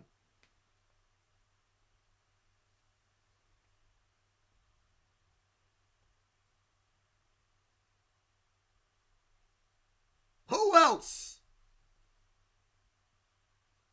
That's the first time in his career in which Mahomes has ran for 2 touchdowns in a playoff game. Well, the worst pass of his career came on a spike attempt. He's not really worried about that. Josh Allen has a chance to answer back. The Chiefs are 0 for 2 on 2-point attempts this season. They can take a 7-point lead on that. They have reclaimed the lead here. A trip to New Orleans on the line. 2 left and 2 right. Kelsey's on the field. Hunt is also out there. Juju motioning right. Warby wide to the left. 3 receivers right now. Bill sent a blitz. That's dangerous. Up for the middle. Justin Watson for the 2 points. And the Chiefs go out in front 29-22. Chiefs Kingdom is in a frenzy. Alec, I don't think, okay, you know sports, I know sports, we understand this, but ladies and gentlemen who are listening to this broadcast who do not understand the concept of, or the concept of momentum. You stop Josh Allen on 4th and 1, and then you come right back and score 8 to go up by 7. People, this is huge what the Chiefs just did, because not only that, not only do they go up by 7, but they also are forcing the Bills to go down and score a touchdown, and the Bills, they can go fast, but they like to go slow with their rush attack and chew clock. But the more clock they chew, the longer it takes them to score a touchdown, is in fact better for the Chiefs.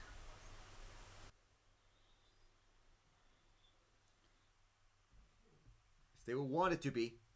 Get back in front, retake momentum.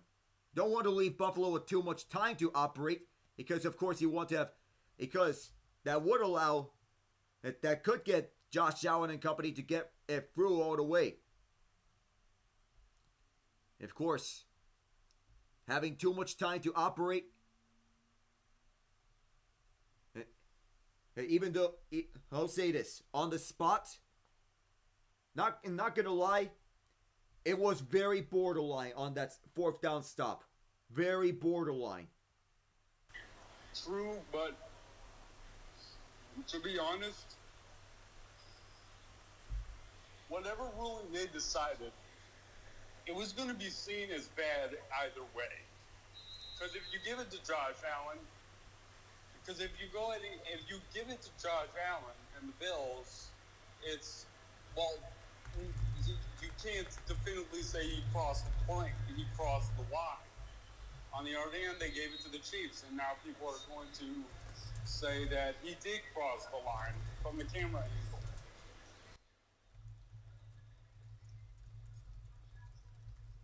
And as such, if this play was challenged, then the officials would say that there was no conclusive evidence.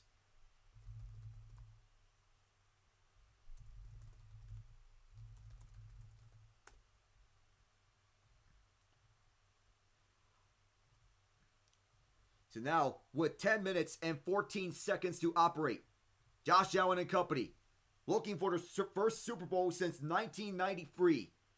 Butker kicks off. Can't believe it's been 31 years already. As this is a kneel down in the end zone, the Bills will start from their own 30. So Mahomes, with 2 rushing touchdowns on the game. Just the first time in his career he's done that. Injured ankle? Well, what injured ankle? There's been no injured ankle or such. Even for the Texans limiting him to 177 passing yards last week. 178 right now, 13 of 19. The Chiefs have relied more on the ground. 45 rushing yards in this game as opposed to what he had done in week 11. Can Josh do something here? On a play fake on the first play. Dumps it off for Cook at the left side. Runs it out of bounds as he was forced out by Tranquil. Where will he mark? Where will they mark him? That is the question. Don't mark him a yard shy. With Anderson, the extra lineman. 5 minutes gone here in the 4th. It is 2nd and 1.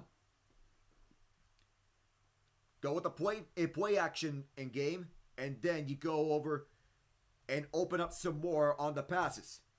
That's how you did. 90 rushing yards in the second half for Buffalo. 23 through the air. So the Bills have gone more run heavy in the second half. Single back. Another play fake for Cook. Cook has a lot of ground to run through the right side. He's past the 40. All sorts of daylight at the far sideline, and he takes this for 23 yards up at that right side. Shifting towards the right. Takes a short pass and runs with it. That's how you take advantage of a defense that has all sorts of field at the far side at the field. Open green grass there. And a smart read. 9:05 to go here in the fourth. Cook has 83 rushing yards, 49 receiving yards for a total of 132 yards. He'll run it this time. Gets 2. His totals are up to 134 total yards on this run.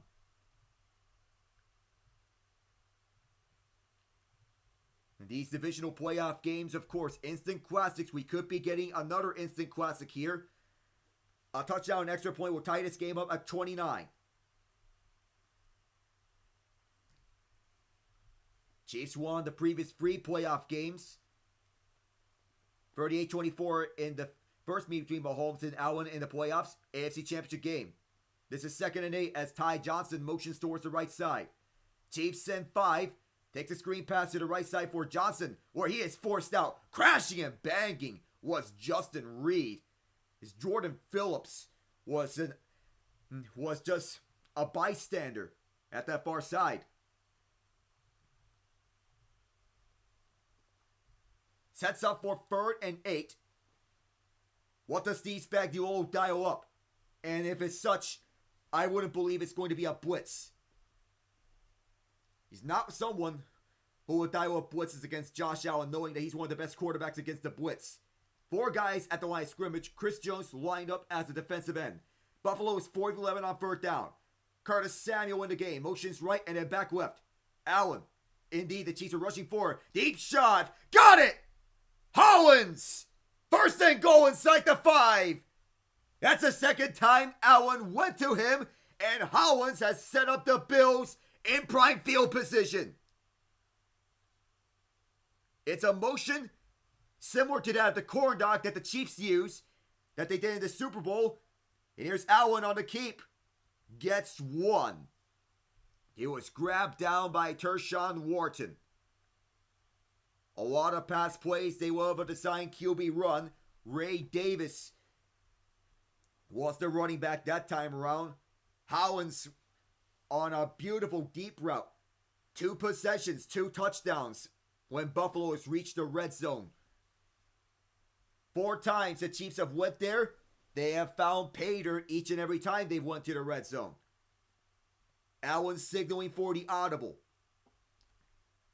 Quinton Morris, the 3rd tight end, is on the field. 3 tight ends here. Allen is looking. Pressure on his face from Derek Nottie. Rushes towards the right side. Allen gonna have to throw this one away. It'll be 3rd and goal here. The 1st string tight end Morris on the field for that play. Clock will stop with 6:23. It's Allen.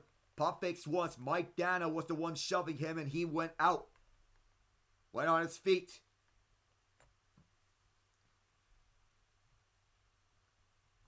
And of course, this is big. Josh Allen, of course, being so clutch in these moments. We could anticipate something here.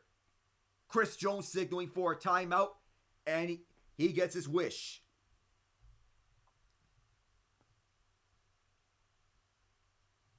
Might have bailed them out.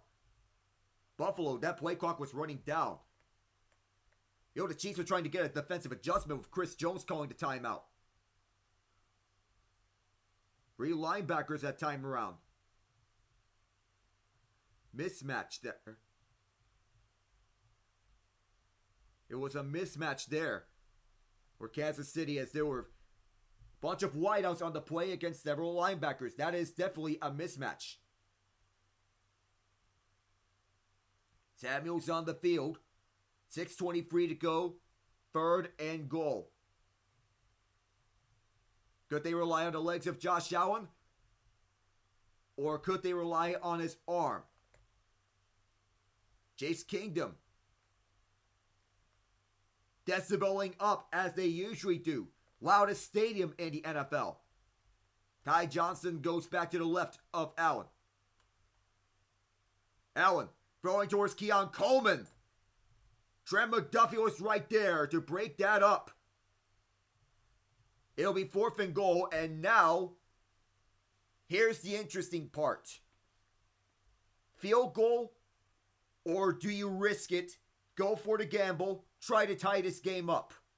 Buffalo's 3 of 4 on 4th down. The only stop was the tush push on 4th and very short, but it's 4th and goal.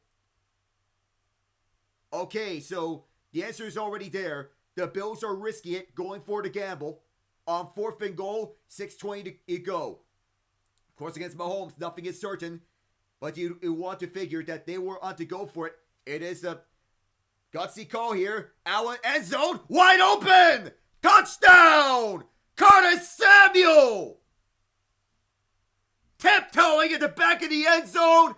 The Bills 1 point away from knotting this game up.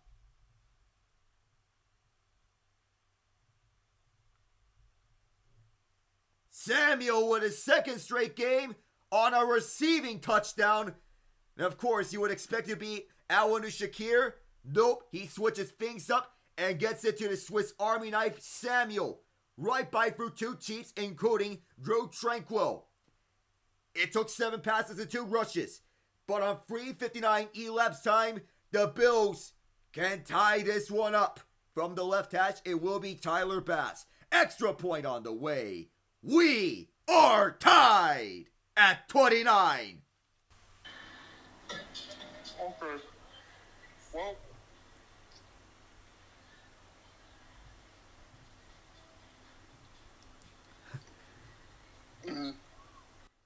I'll let you finish your food first, I think.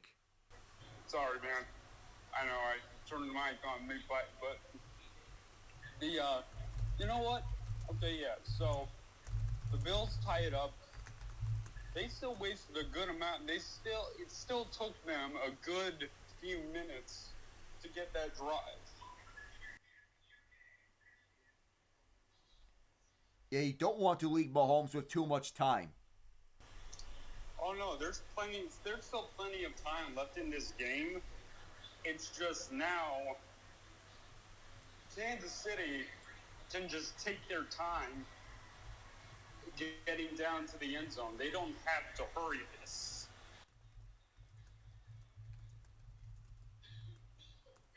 Yeah, just take their time, go for the field goal.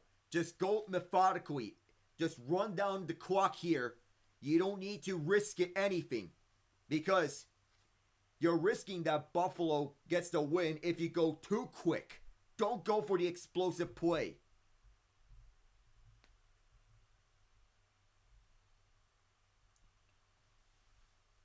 All right. Which we're going to have to get an interesting situation here. Tied at 29. We're now in a situation where this could be another classic between Mahomes and Allen. Of course, when you have rivalries similar to that of Brady and Manning, of course, this is what this is hyping up to be. It's Tom Brady and Peyton Manning, Magic Johnson and Larry Bird, Muhammad Ali and Joe Frazier, simply known as The Fight, Lionel Messi and Cristiano Ronaldo, Alex Ovechkin and Sidney Crosby.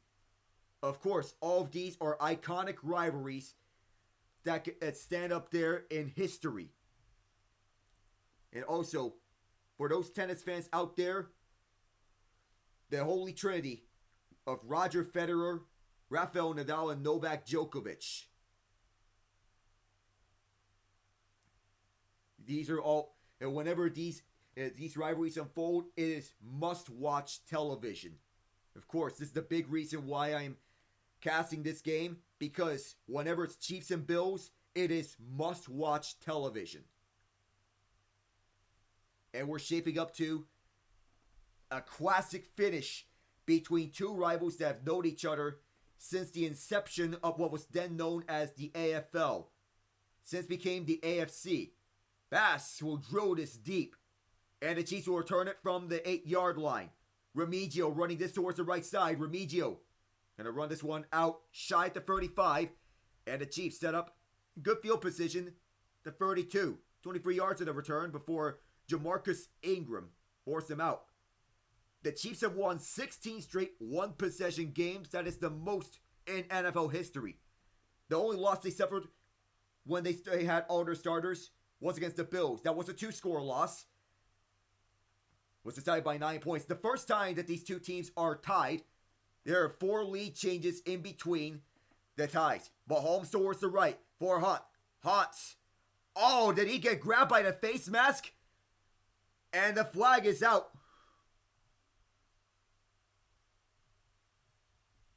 You cannot do that. That's a grab on the face mask.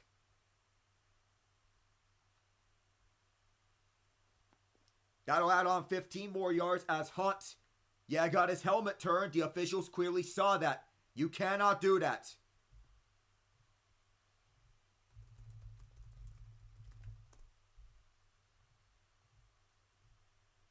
Mental awareness here has to be huge. And Milano can't do that. That costed the Bills 15 yards, 6 penalty against Buffalo, and now the Chiefs are in Bills territory. The SWAT is Hollywood Brown. 5:50 to go. Mahomes to pass. Open man is Kelsey. Just his second catch tonight. He gets the first down, rumbling through the right side. 11 yards that time around is Kelsey. As reliable as ever. The Milano was late to Kelsey and then gets faked on the adjustment of a route towards the left side. One of the greatest tight ends in NFL history, up there with the likes of Tony Gonzalez and Rob Gronkowski. 4th time he was targeted tonight. Warby motions left, watched by Tyron Johnson. Milano and Bernard switch sides at the linebacker spot. This will be a carry for Hunt, who powers ahead for 3 yards. 5:05 to go here in the fourth quarter. And so, Kareem Hunt with his 15th rush, he gets 63 yards. Don't hurry things up. Otherwise, you're just risking yourself. Nothing's over yet until the fat lady sings. 4:41 to go. Fourth quarter as Warby motions towards the left. Johnson on the trailer towards him. Mahomes under duress. Flanks it off to the open Warby. Here he goes to the right side. He does not get the touchdown as Bishop watches him, but it's 1st and goal. Mesh concept. That works to perfection for Xavier Warby as Johnson was blanketing him throughout that right side. On the drag route as Warby took one of the drag routes, ran it through, and showcased his speed. His 6th catch in total, 85 yards. Mahomes is now 16-22, 218 yards, and a touchdown. Shotgun set, trips right. 2 right and 2 left is a stack set. Mahomes. The pressure comes to him, and he is hauled. Jordan Phillips up the middle. There was some pressure up through that middle. And of course, that is going to lead to some trouble. As Buffalo sacks him for just the 2nd time tonight. One of the more prolific offensive games. One of the more efficient offensive games that we have seen from both quarterbacks. They don't need to be head over heels Superman. But they're doing everything possible to keep their teams alive. DeAndre Hopkins to the game. He motions to the slot left. To left and to right. Oh, that one's towards the dirt. Crowd in. That was Phillips. It'll be 3rd and goal. The Bills defense is clamping down the red zone. First time that they're clamping the Chiefs down in this red zone, trying to force them to just a field goal. 3:40 to go. They put 2 seconds back onto the clock as the pass was low for Warby. Intention was a screen pass. They were backed up 7 yards on the sack by Phillips. You remember, the Chiefs have not scored 30 points at all this season. Empty set for Mahomes. 2 right and 3 left. Mahomes. Pressure coming from his left. Rolls out towards the right side. Has to throw this one away. Has to. Because the Bills defense was swarming him. And so, with 3:37 left on the clock, the Bills get a defensive stop of the Chiefs. And it will send Harrison Butker for a field goal. That will get the Chiefs 30 points in a single game this season for the first time this year. Butker is 10 of 10 in field goal tries in the fourth quarter and overtime, including a 48-yarder and a 13 seconds game. This is from 35, and it will be for the right hash.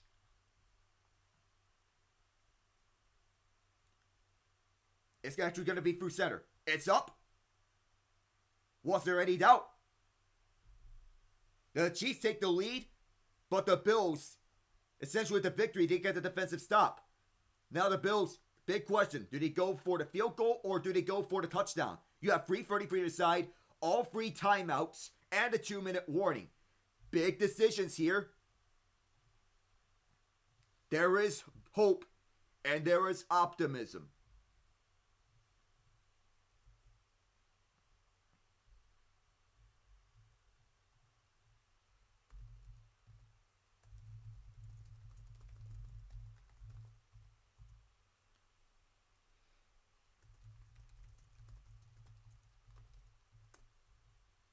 And so, all these classic finishes between the Bills and Chiefs throughout the playoffs. 13 seconds. Let's see what Josh Allen has. And there are Bills fans that say, in Allen we trust. Let's see what Joe Brady has in him. And what Steve Spagnuolo has in him. Here's the kick. Davis and Johnson back deep. They are not wanting to return this.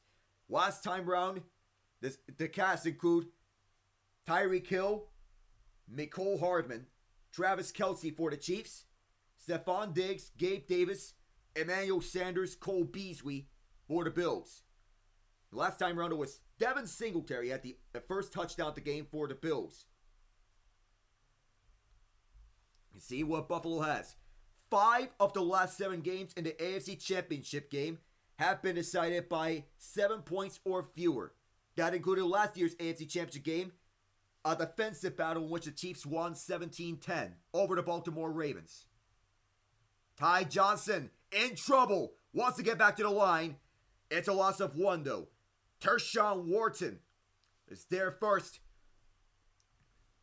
The Bills, they have to hurry. Are they wanting to play for overtime? In that scenario, Josh Allen has never won in a playoff overtime game. Could this be Buffalo's last chance? Here the Chiefs have something. 2nd and 11. Pressure on every snap. For both sides. For all the marbles. For a trip to New Orleans to face the Eagles. Allen. Nobody's open except Shakir, who's down low. He's going to decide to take off and run it himself. Allen. Shoestring Woods, he does get the first down. Wrapped up by Connor, but he was across the first down marker right as he was being wrapped up. The Bills need to rush to the line. I think they're playing for the field goal. Up for the right side as Allen got there right on the spot. 12th rush, he's up to 39 yards. Play fake for Cook. Allen is going to look. He has a check down option. He's going for the big play. It's over the head of Shakir. Clock stops with 2:21. Have to be careful though. You cannot avoid to be backed up and third and long situations. Or long down situations. Steve Spagnuolo's defense is in the clutch. Walking up key as Shakir. He was the intended target right for the middle, but it sailed over the hands of Jaden Hicks. Another shotgun set. Karlaftis is lined up opposite Deion Dawkins. It is an I formation. No, they're going to go with the shotgun set. We'll see how they go here. Allen. Will look middle. Bass. That pass was batted at the line by Nick Bolton. Season on the line for Buffalo. They need to get something here. On 3rd and 10. It was batted at the line by Bolton. Buffalo's down to their last life. They need to get the first down on 3rd and 10. If they're facing a 4th down situation, they also don't need to get that. They're 3 of 5 on 3rd down and long. 2 left and 2 right. Chanel at the line of scrimmage alongside Bolton. Chiefs in the house. This is off to the right side for Amari Cooper. Cooper, shoestring. Intention was a screen pass. The Bills will take this to the 2-minute warning. And so, Buffalo in their last life, can they get a field goal or will they decide to get a touchdown out of this one? Lots of questions. They have to answer each and every question. 2 minutes to go. We'll come back.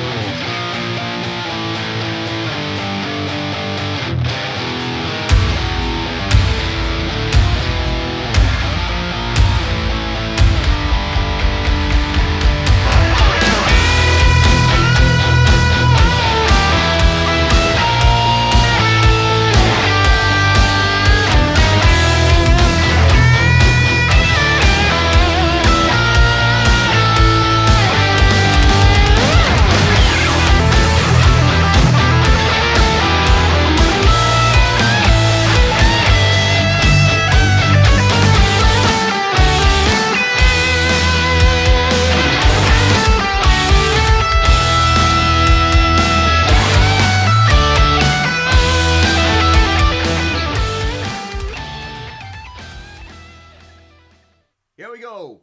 4th and 5. This play to keep the Bills season alive. They have to go for it. Otherwise, everything will be in jeopardy. They need it. 4th and 5. And Ed Oliver wanted to get the Bills up. 2 minutes to go. Let's see what the Bills do on here. You got 4 receivers to the left on an empty set. 1 to the right. Who does Allen go to? This play could define the season here for Buffalo. Shakir motioning right. Chiefs send the house. Allen in trouble. Heaves it down for the field. Incomplete. The closest one was Dalton Kincaid. The Chiefs make the risky call, sending the house, but we got a flag on the play. We have a flag on the play.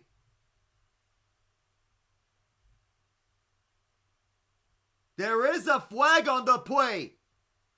This is going to be interesting. And Kincaid was the closest one. It said no penalty. As Josh Allen chucked it down for the field for Kincaid, who didn't have that one. A quarter blitz at the right side. A gutsy call by Steve Spagnuolo. Oof. And now the Chiefs can ice it. The Bills have 3 timeouts. Need a defensive stop. First run from Hunt.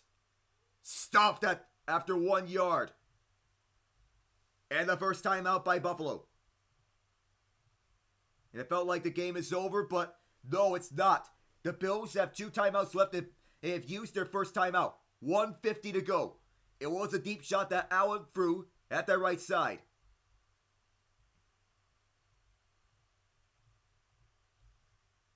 Oof, so close.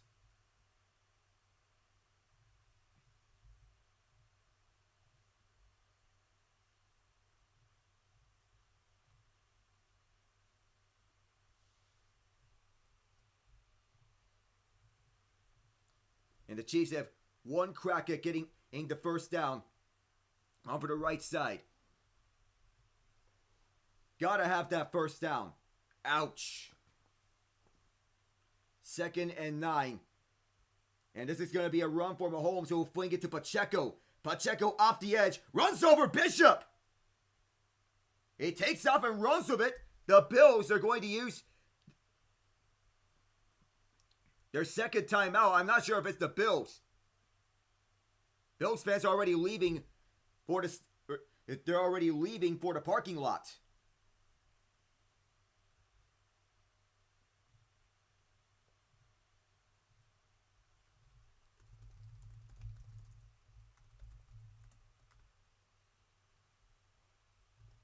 In Buffalo, for it once again.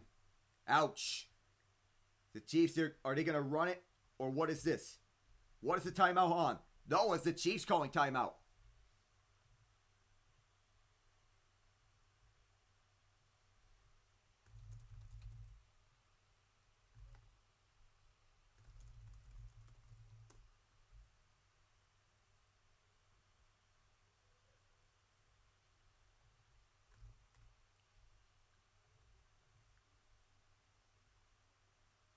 The Chiefs have used their second timeout. To be another episode on all of this. Ouch. And it looks like we're closer to a Super Bowl rematch from Super Bowl 57. Mahomes, Kelsey, Carson Steele all out there for this first down run. The Bills wanting to go for the stop. On the run for Pacheco. For the middle. Just 1 yard. It's Rasul Douglas and Cole Bishop. We're both there. Once again.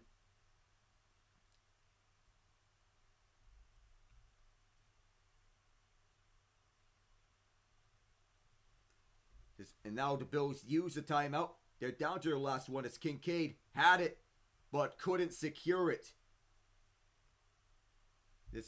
He dove for the ball. He knew he had that one. Was wide open.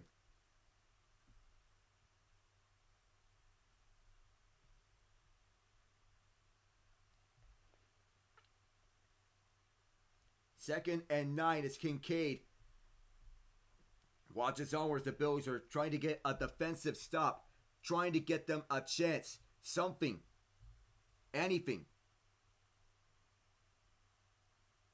It's not over still. It is Hunt. Oh, he's tripped up. And the Bills who used their final timeout. 1:35 to go as Milano was there. 3rd and 9.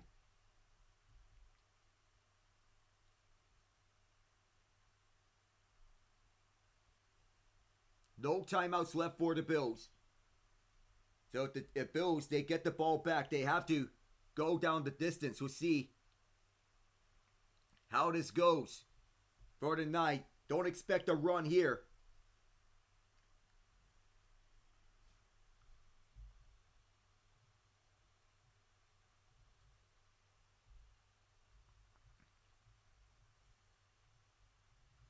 And now, Harrison Butker readying up for a potential long field goal try. If it were to come to that, if the Chiefs do get stopped on 3rd down. 3 receivers on trips formation lining up to the left. Mahomes will dump it up for Pirine. Pirine trying to cut the edge, and he does! And the Chiefs have punched their ticket to New Orleans.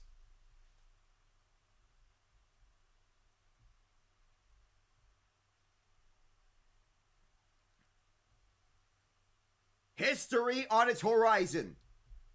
Unprecedented greatness that we are seeing right in front of our very eyes. That the Chiefs are a minute away from becoming the first team in NFL history to go to 3 straight Super Bowls as defending back-to-back champions. 2 kneel downs for this. First one. There. And so 1 more kneel down will be on the way. And Chiefs fans and players celebrating. All the emotions here.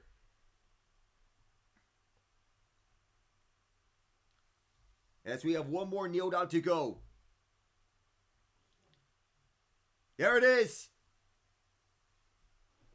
And for the third straight year, and the fifth time in 6 years, the Kansas City Chiefs stand tall. They're still here. They've never left.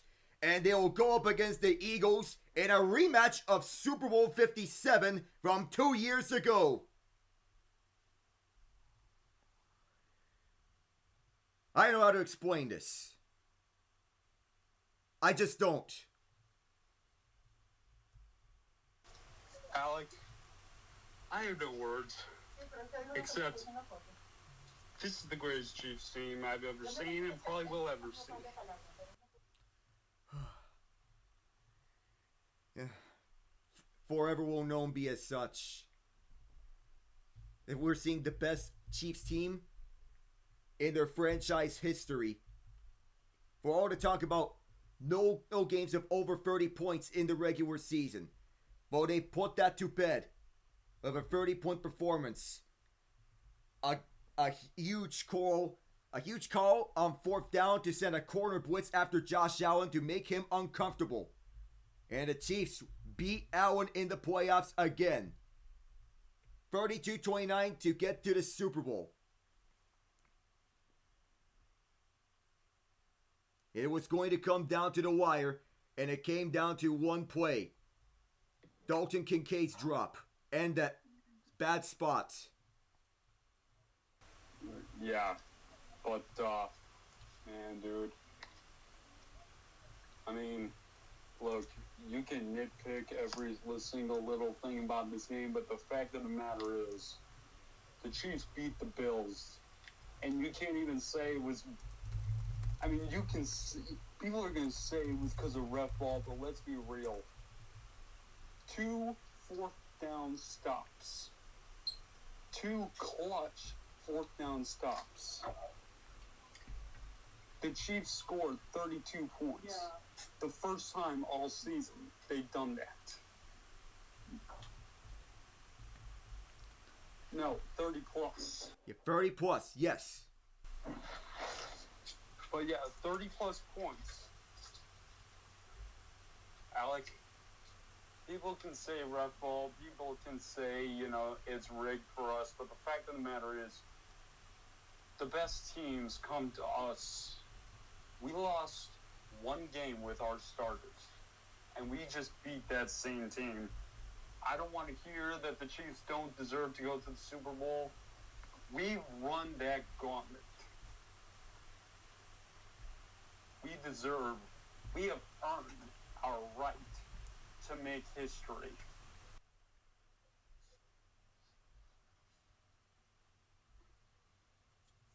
There you go. And honestly, if it were to be between the Eagles and Chiefs, if you know me, I'll just say some words. I'll just say one sentence. Tom Brady was the bane of our existence. That is all. That's my answer.